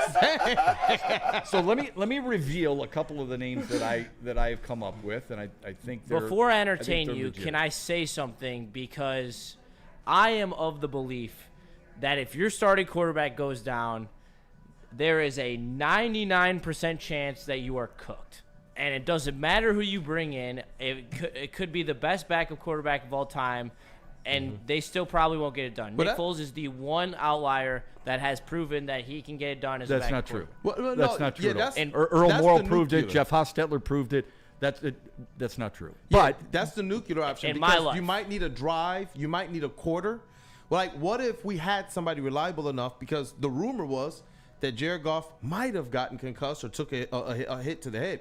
What if we had the opportunity to say, hey, bro, wait a quarter. Get your head right. That is where I do. Would have given believe. James Daniels too much runway, and we still would have lost. Yeah, that's what you're looking for, though. You are looking for a guy. I tend to agree with you. If you need a backup to play an entire season, you're probably cooked. I'm talking more about a game, a couple of games. Fair. Okay. Now I will entertain it. Okay. Because I just need to say that first because I have a very strong opinion about backup quarterbacks. But if we're just talking about if like the Drew Brees situation where Teddy Bridgewater came in for a couple games and played solid enough to keep the Saints afloat. Like if we're just talking about 27 at the time. keeping us afloat. Malik Willis what about? last year? Okay, let me use an Malik example Willis? from 2023. Okay. I think was it Go ahead. 2023? Jake Browning came in, played 9 games for Cincinnati, threw for 2,000 yards, 12 touchdowns, almost led them to playoffs. It's not that I want Jake Browning over Joe Burrow, Right. but he was a capable player. Yeah. If Josh Allen goes down, Buffalo's playoff chances go down too. But I don't feel terrible if Mitch Trubisky is starting a game for me. I don't want him starting 8. Say that in Chicago. Well, yeah. Sometimes it's the situation. Sometimes guys leave a city or some type of, football philosophy and they thrive somewhere else. Hi, Baker Mayfield. Ask Cleveland if they want a Baker Mayfield. Right, yeah. Okay? Now he's in Tampa. They're calling him a delight. They're calling him the captain. They're calling him all the right things. So I'm not necessarily buying that. I think it's important that you have at least a decent backup quarterback who could get the job done. I mean, Dallas had to go a long time without Dak Prescott. Cooper Rush was pretty good for a couple of games. Then he revealed himself. That's not what I'm looking for. Because my philosophy has always been this. There's 32 teams in the NFL, right? How many good quarterbacks are there? 15. Okay. How So many good backup quarterbacks are there? 4. Yeah. How many good third string quarterbacks are there? 0. There are not. When people talk about, I want 3 quarterbacks. You don't have 96 really good quarterbacks in the world, let alone in the National Football League. Yep. So, Detroit right now, not that we're going to judge Kyle Allen or Hendon Hooker. I'm going to judge them. But they suck. Yeah, they're grown men. You can judge But them. Hendon Hooker looked very uncomfortable and unsure of himself. Right. Yep, he's cooked. Yeah, you can't have that as part of He sounded unsure of himself. That's He why they looked brought in unsure of Teddy Bridgewater himself. last year. Yeah. And he's been in the system for a couple years. That's what's crazy. You know what else is Yeah, crazy? just doesn't Is that have it. But facing live action and knowing it on a chalkboard are two different things. It's because he comes from that hypo offense. It's when those college guys that come from these mega spread offenses that spread out all the way to the sideline to start the routes. It is unrealistic on an NFL field. And did you like him coming out of college? Were you happy with the draft pick? No. Okay. All right. Good. At least you're consistent. Because I know I liked it before he he tore his ACL. But then after, I thought that there was a real shot of him having some explosive leg talent with the arm talent. Worst case scenario, it's what it is right now. But then once he got hurt, I would have stayed so far away. He was so old. I saw because I don't know. I don't really care to justify the pick or talk about the pick. Yeah, that's okay. Brad Holmes has such a credit line where at the end of the day, I don't think it matters in the grand scheme of things. Correct. But I think that having a guy like, I don't know, Jameis Winston is obviously the one that comes to mind where I would be okay with him starting on a stretch. I think when he's got legit weapons, he's solid. I think that, maybe if the Colts are happy with Richardson, if Goff goes down, you trade a low-tier draft pick to get Daniel Jones. I think that's really. Wow. I'd rather have Daniel Jones starting than listen, Hendon Hooker. I get that. Some people might argue I'd rather have Kool-Aid start instead of Hendon Hooker. Doesn't mean that I want Daniel Jones. I can throw a mean spiral. Who's the? In terms of backup quarterbacks, Daniel Jones is up there. If you look at backup quarterbacks, Joe Flacco, he's going to be the starter. If you look at backup quarterbacks in the National Football League, who do you think is the best backup quarterback in the NFL? Is it Gardner Minshew? It's probably Kirk Cousins, right? I mean, am I wrong there? At this point, I think it's Kirk Cousins. It's probably at this Kirk point, Cousins. yeah, it's Kirk. Yeah, but yeah. he was just relieved of his duties at the end of last season. This team, I think it's fair to say, not that you would do this right now, because look, we all just agreed we're not going to judge too early. That's hard not to do. Okay, neither one was impressive, but don't tell me that front office isn't at least saying, hey, one more of these, we got 2 preseason games left, we got to do something. All right? I'm convinced they've at least thought of that. We'll give them another game, but we're going to have to cut ties. And I'm talking about either one of them. So or both. With that said, who would you want? Legitimately, and who's available. All right? So I've got a list. I think Justin's got a list as well. Yep, I got a couple in my head. So we got a couple of guys that we would like to at least propose and get a thought from it in the chat right here on the Braylon Edwards Show with Shep. Bottom of the hour here, 2 to 4, Monday through Friday. We will get to that after we talk about something relaxing with Ricky. Yeah.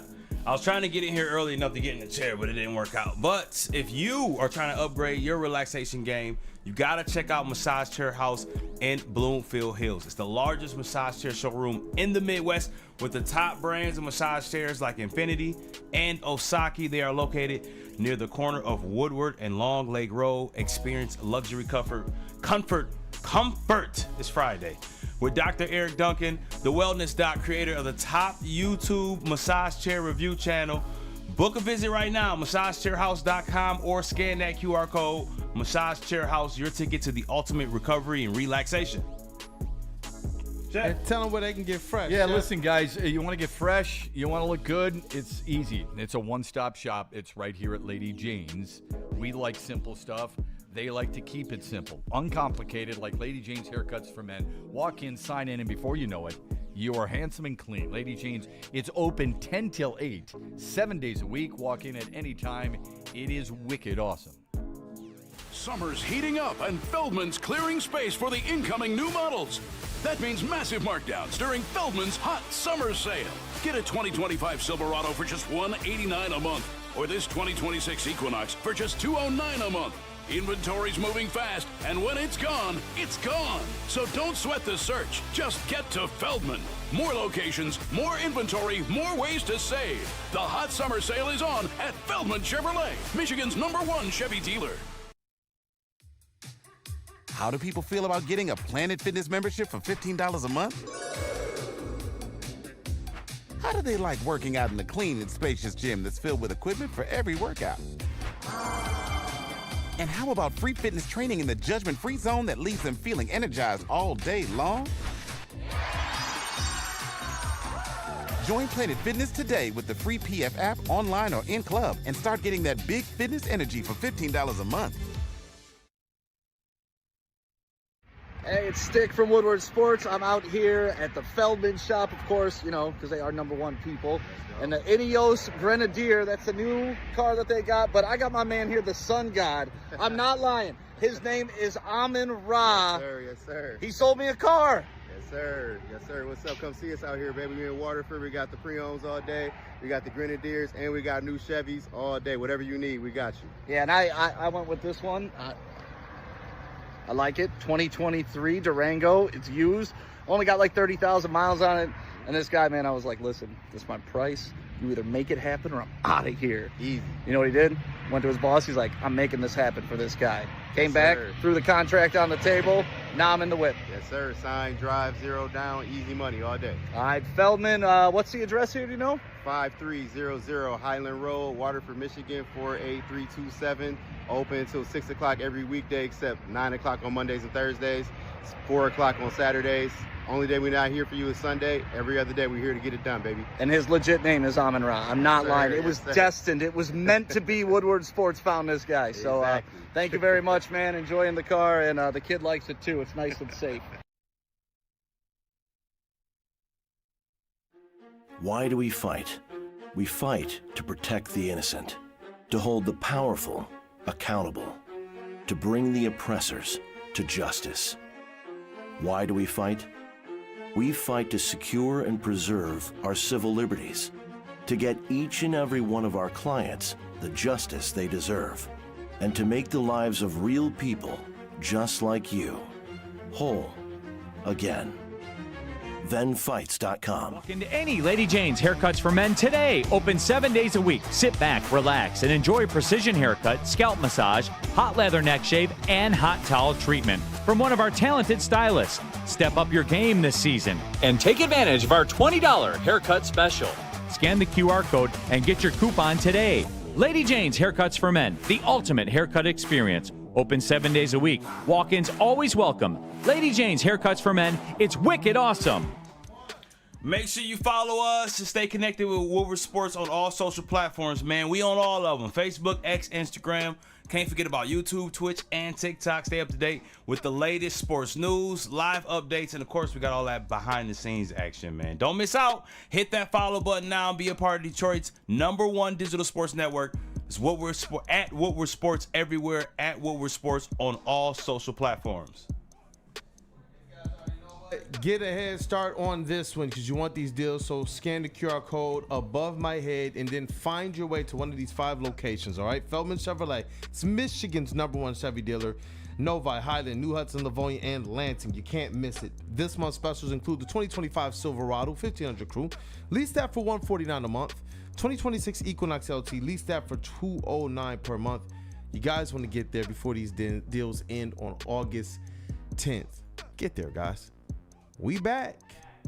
The Braylon Edwards Show with Shep. I am Justin, and I am joined by Matt Shepard, Ricky in the audio booth, and Kool-Aid holding it down in the TB booth. We appreciate all of you guys being here today. Make sure you smash that like button. Hit the sub button if you're new. If you're new, thank you for joining us. We hope that you stick around and enjoy the amazing content we have to offer here at Woodward Sports. Sometimes it's amazing. Sometimes it's amazing. It's Sometimes always amazing, Shep. I hope so. Sunshines and rainbows, No, Shep. I really do hope people get the opportunity to, in your words, smash the like button. I hope you enjoy the show. Braylon will be back on Monday. We will be broadcast. That's what's up. We will be broadcasting live from a golf outing with Shout out to Dr. Dr. Jeff Pierce. Athletes Unlimited. So Athletes Unlimited. We'll be doing that on Monday. The entire station, I believe, will be doing that. Can somebody send a reminder on Monday? Ricky, we got back-to-back remotes. Okay. Tuesday we had Les Stanford. What do you mean you're going to forget? Oh, I forgot last time. Do you have a calendar? Yes. How about your phone? Yeah. You're always on your phone, Ricky. Always. No, you're right. No, I'm not saying you're wrong. I'm just saying, can somebody do it so I don't forget? That's it. You sound like me. Right. That's the reason I'm on being you. honest. I love your honesty. It's one of the many things I love about it. Yeah, All right, remind me, I'll be honestly, here. we all know that it was not good for the Lions quarterbacks last night. So I've got 3 guys. You do too. I don't care if they match. I don't care if they're different. That's not the point. I want the mindset of where we're going with this. Okay, so here's my thought. You know, we've got Hendon Hooker behind us. Hendon Hooker with a big question mark, and rightfully so. We've got Kyle Allen in the middle. Big question mark, right? And rightfully so. Who could take their place? Here are the 3 names that I've come up with. Hit me with them. All right, you ready? Yep, you're going to hit him over the head. Justin does not know this, right? Yep, you're going to hit him over the head with me? Yes, Yep. I am. Steal Here we go. block. Yep, I'm ready. Something like that. Number 1 is Carson Wentz. That would be my number Wentz-sanity? 1 because you don't have to give up any Wentz-o-mania? draft capital for him, and he's a UFA. Yeah, right. He's a UFA. But I truly believe that he's going to sit there for a while, It's okay. wait till someone gets hurt, and then some team will pick him up. I don't need him to be ready right now. I don't. It's okay. I mean, he can come in, learn a playbook well enough. I'm sure he's kept in good shape. I doubt he's sitting on the couch at home eating donuts on a regular basis. Yeah. Okay? So I think he'll come in just fine. And considering he was just in the league a year ago, I think he'll be just fine. And, you know, I think he'll understand the role. And I think that's really important. Understanding the role of being the backup. You don't need to be Superman. So he's done this before. Number 2 for me is Kenny Pickett. Now, you might go, wait a minute, Kenny Pickett? How is that possible? He's going to get cut by Pittsburgh or by Cleveland. That's my guess. Joe Flacco's the starter. I don't think they're cutting Dylan Gabriel. And Shedeur Sanders wouldn't make it to the practice squad. I don't think that he's going to get cut either. That's a dangerous way to operate if you're Cleveland, having 2 rookies as backups with a guy who is aged. They chose that as life. a starter, but that's their choice. unless somebody gets some type of fake injury, I think Kenny Pickett will be the odd man out, and I think he would fit in very well. Another solid option. Okay, and my number 3 option, better than what we have, is Tyler Huntley. Now, again, played last year, didn't play a lot. Has actually had 2 UFAs. Has been a Pro Bowler in the past. He's available. Pro Bowl. All right. Okay. Well, well, wait a minute. Are you going to take it away from him? I'm just trying to sell you on it. You're taking it away from him? You're saying he hasn't done it? He was there. He was there. He was there. Okay. All right. He was there playing flag football. Okay. He was there. All right. I don't like it either. But and by the way, I think it was like 4 years ago. I don't think it was playing flag football at all. Flag football recently started. He wasn't playing flag. It might as well be. It might as well be. It might as well be. But I had to come up with 3. I didn't say it was my ideal choice. And I sure as hell didn't say I want him to wear the Captain C on his jersey. I'm just saying they're better choices. They are. And those are the 3 choices I had. Yes, they are better choices. All right. So let's hear yours. Go. Oh, my goodness. Uh-oh. I need a second. And that is just... I love that we're picking second-string That is my nightmare. quarterbacks. And I hate the talking fact that we're about picking this second-string because quarterbacks is it's the all, It's all doom and gloom, and I pray for Jared Goff's health. I really do, that nothing happens. But obviously you do have to prepare for the worst-case scenario. I think that you bring some good options to the table. Thank you. I like Carson Wentz. I think that's a guy that, like you said, can keep us afloat, not do too much. I have faith that he can turn around and hand the ball off to Jahmyr Gibbs and David Montgomery and then do a little something in the pass game. Okay. I'm not expecting too much from him. I think you named any possible UFA that could have any value. So now it seems like I've turned into trade guy. And obviously I don't want to. Because I didn't bring up Jarrett Stidham. No. All right? So I could have done that, and I chose not to. Yes. Yeah. So I think you're being fair. I will be trade guy. I will say there are but this would only happen if Goff is hurt, and then we are willing to then part ways with draft capital, which I don't think we will be unless we need to make sure that we stay afloat. And by that time, it's too late, by the way. Yes. Okay? So you can't do it then because the other team knows you have no leverage whatsoever. So you're talking about after next week, if both these guys lay the proverbial turd in the bowl, then you got to move on, and you can't wait until Jared Goff is healthy or not healthy. Go ahead. Well, yeah, because if you wait, then you're right. They are screwed. The other team's going to overcharge the ish out of them, as they should. And it really puts that quarterback in a tough spot. Yes. I would say Like I told you, Daniel Jones, I do think that is a slight step down from Carson Wentz, but I mean, I'd rather have Daniel Jones than Tyler Huntley. In my personal opinion, I think he can do a little bit more than Tyler Huntley and just manage an offense a little better. I think that Jameis Winston is a very fun option. Let's put it like that. I don't know how great he will be at winning you games, but he will keep the offense dynamic. Why would the Giants trade him? They've got Russell Wilson, and Jameis Winston is their number 2 right now.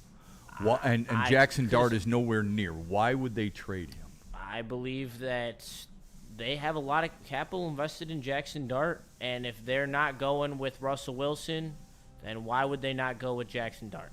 Because he's not ready?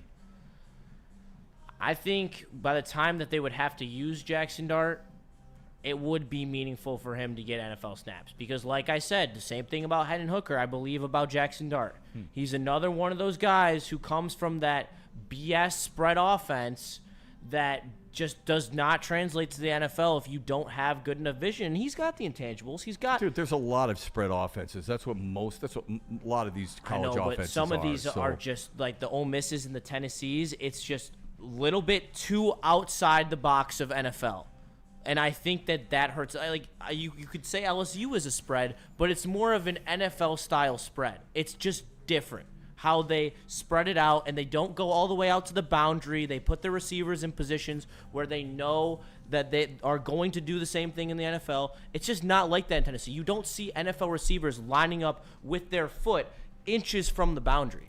And that's what they do at Ole Miss, and that's what they do at Tennessee. And that's why I don't believe in Jackson Dart. Okay. And he also, that system that Lane Kiffin runs is a 1-2 read system. It's not a actually process, and a lot of systems aren't. But that's why I personally don't think Jackson Dart is going to be a good pick. And I see here in the chat, if he's not a good pick, though, why would you get rid of Jameis Winston? Because you might as well tank again and try to get another quarterback. Might as well try to get Arch Manning. we don't. I mean, but we don't. They don't even know. You don't draft Jackson Dart and then look at him in two preseason games, knowing that he's going to be a backup, and he's probably going to hold a clipboard for most of the year. It's a redshirt season. And then decide already we're going to move on and we're going to draft somebody else. I'm trying to find the incentive to get a guy like Jameis Winston to your team when the Giants would be in the exact same situation you would be in if they traded him. Super Bowl contender. Why do they care about a back quarterback? If Russell Wilson gets hurt, then they're cooked. Like their roster isn't good enough to stay afloat by any back quarterback. The Lions you need somebody, but you need somebody to take snaps, and it's not going to be your rookie quarterback. You don't want him getting shell shocked. I'd rather sign someone off the street and lose every game if I was the Giants. and try to make this roster better. There's no point in winning if you suck. Like it hurts you. Well, it's hard to win if you do suck. Yeah. So if there's two, who's the third? Those are your two guys, the trade candidates. Who would be the third guy you would want to try and Tyrod Taylor. Oh, okay. From the Jets. Okay. Not bad. I like that one. I don't mind that one. I think that all three of those guys could manage the offense and keep them afloat. I don't think any of them are ideal. I'd probably rather have Carson Wentz because you don't have to give any capital up for him. You don't have to try to negotiate. What do you think it would take for Tyrod Taylor? For any of those guys. Fifth-round pick? Fifth-round pick. Yeah. I think not much. No, I don't think much. I think a fifth-round pick. That's a creative way of looking at it. I like it. I chose to go a route where I'm not giving up anything. I would prefer that route. Where you're not giving up much, so I get it. I wonder why the other team would do it when they would be then stuck in a situation that the Lions would be asking them for the player in the first place. But if they've got a little bit deeper resources than Detroit does, what difference does it make? And I think you saw that a little bit last year with Josh Dobbs moving around. And there is some validity to some of these fill-in QBs that do move during the season. It's not the ideal route, especially because I do like the pedigree of Carson Wentz coming from the Chiefs, where he just knows how to stay afloat with that type of roster. I just think that you just need to manage it. You're there in case of emergency. I think he'd be thrilled to death. It's a better roster than what he had in Kansas City. It's a better roster than he had in Indianapolis. You can make the argument he's got a better offensive roster here than he had in Philadelphia. So you definitely could make all those arguments. I think it'd be. And he has the pedigree of almost winning an MVP, which he's not that guy anymore. But no, he's he can still show some flash. Yeah, he's got a little in the tank. Yeah. Kool-Aid? Yeah, I was over here looking at the chats, and Dante151 actually, he was inspired by you guys' list and sent in his 3 quarterbacks. I love it. Let's hear it. Dante151 with the 49 Super Chat says, my backup quarterback picks are number 1, America's quarterback Jameis Winston, number 2, free agent Jake Fromm, and number 3, the Michigan Panthers, Bryce Perkins. No thank you. No. Big pass on that one. Yeah. We've seen how those MVPs of the UFL have fared in backup roles, and they are not enjoyable to watch. Yeah, there's a reason they're there. Yep. Just out of curiosity, why Jake Fromm, do you think? Because he's familiar with the system. Because he was here last camp. I believe that it's one of those Detroit where he used to be here. Let's bring him back just because. Yeah. I don't think that's a. Yeah, that's lateral, if anything, for me. Oh, I don't even think it's lateral. I mean, you think that's a downgrade from Kyle Allen and Hendon Hooker? Yeah, I don't. That's fair to say. There's absolutely nothing there for me for a guy who's played in 3 NFL games, and I get it. Hendon Hooker hadn't played in any, but 3 NFL games and thrown 60 passes in his career. Yeah. Nothing. But there's a Jameis Winston in there for you. Yep. I get why people like that. Now, I'm sure there's plenty of people when he used to play in New Orleans, when he used to play in Cleveland, where they're probably going, I'm not a big fan of Jameis Winston, but I think he's one of those guys who's kind of transformed people into believing about him. Baker Mayfield's very similar, but Baker Mayfield has actually earned it because of how good he has been, right? What about Kyle Trask? I guess. He never really uber impressed me enough where I even at Miami, you're saying? Yeah, even at Florida. Or Florida, rather? Even at Florida. I just think that he is an even more concrete-footed, and I say that loosely, than Jared Goff. And he doesn't have great arm strength. He's got decent vision. I personally would go other routes. Yeah, for sure. I'm not a big Kyle Trask guy. Yeah, I wouldn't want I thought him. that was a waste of a pick by Tampa. I don't remember the round. Do you remember the round he used, Joseph? It was early. Was it? Okay. I believe it was in the first 3 rounds. Wow. Okay. Yeah, I'll have to verify that. If that's true, then you're right. That is a miss. That's a swing and a miss for sure. That's a Bob Quinn pick. I want to say, I don't know. Someone's telling me he was in the first 2 rounds, but I may be mistaken. He was in the second round. Yeah. 2021, second round. Yeah. He was early second round, right? He was the 54th overall player taken. So back end of the second round. I was going to say mid. Who are the players drafted around him? I always love that game. Well, is that the Trevor Lawrence draft pick? Is that the Trevor Lawrence draft 2021? I believe that's the Trevor Lawrence pick. Kyle Trask, are you talking about quarterbacks taken around him, or are you talking about whatever one you would like? He was the last pick in the second round. The last pick. Yes, that was the Trevor Lawrence draft. All right. So Davis Mills, for example, was taken soon thereafter as a quarterback. Who was taken before him? The quarterback taken ahead of him, you'd have to go back into the first round, and there would be Mac Jones.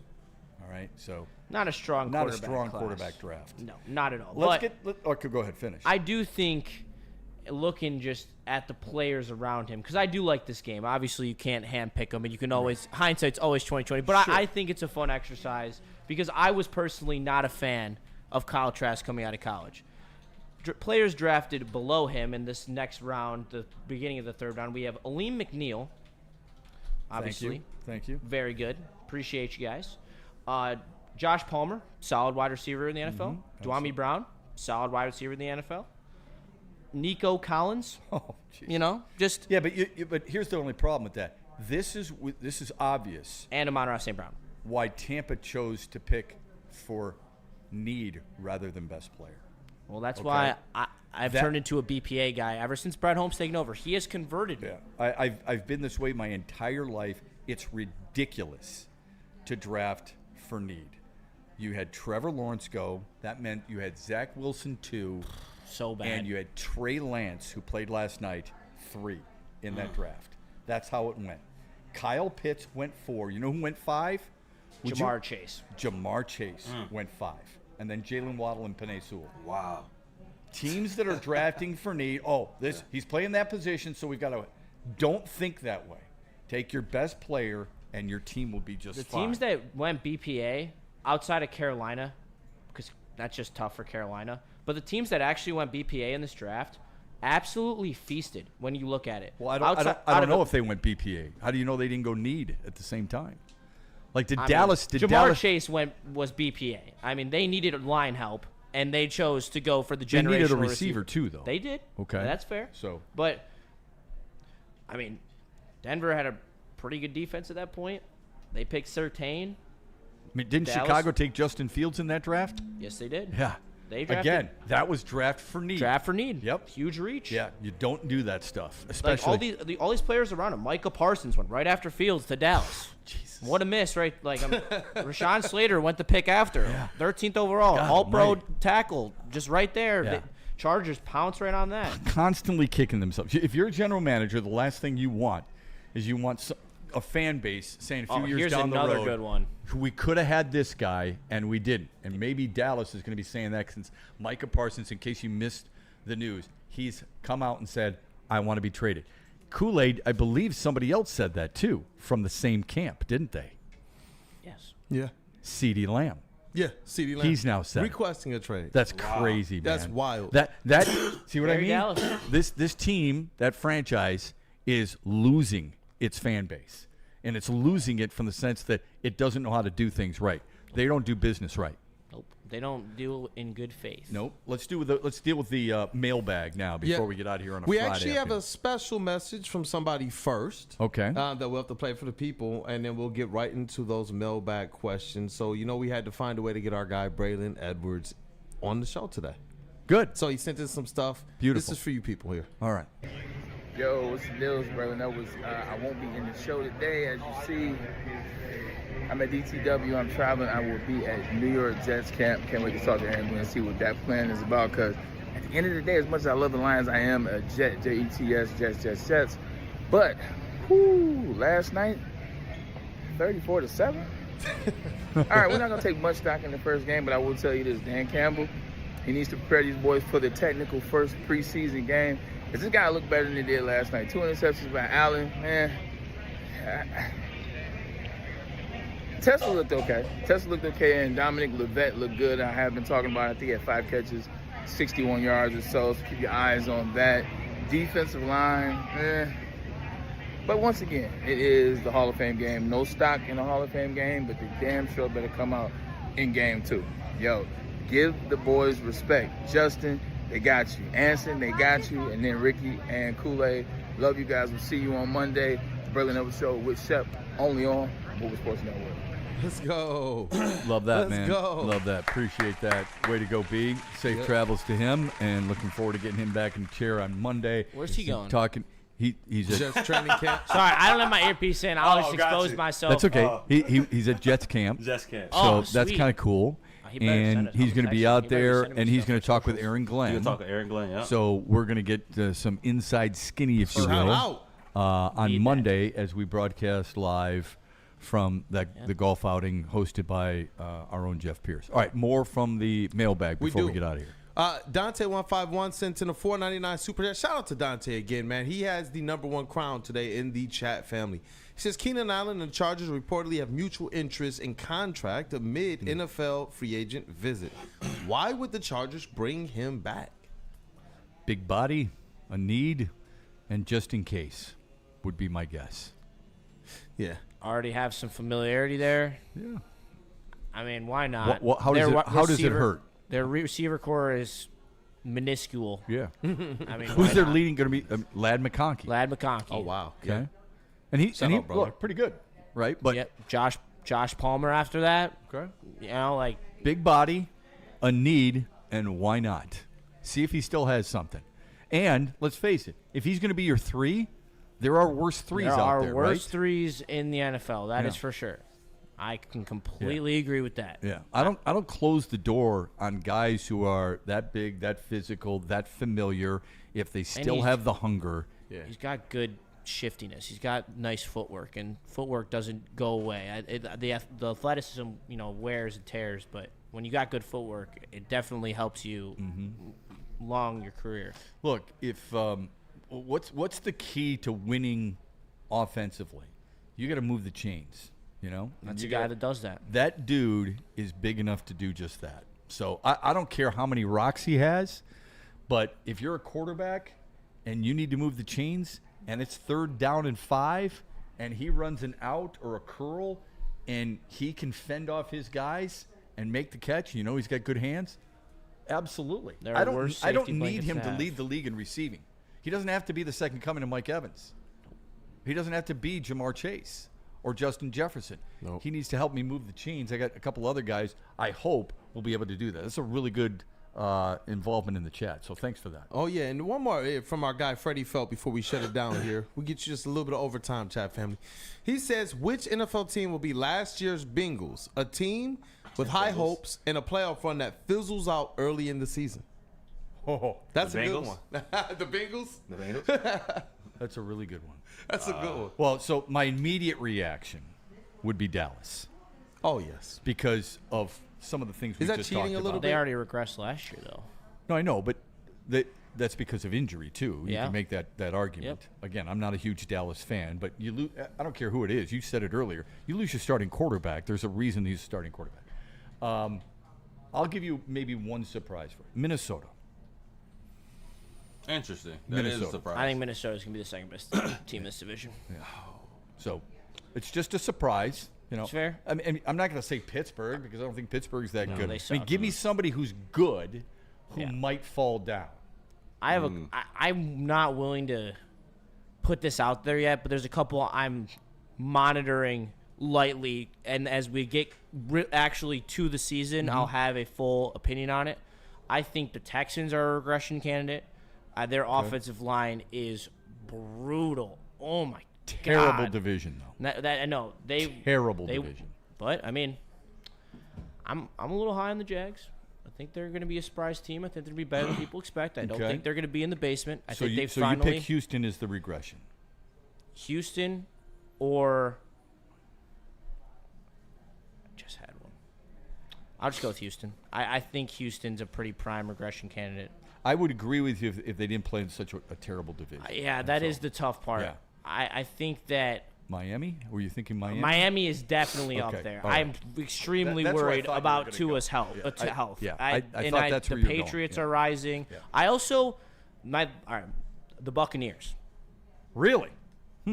Half of the year without Tristan Wirfs. Imagine half a year without Penei Sewell. It's not a life I want to live in. The team that's going to fizzle out? And I think that who will supplant them in that division? I think that division is better than people think. I think that Carolina's going to be pretty solid this year. I think that Atlanta's going to be pretty solid this year.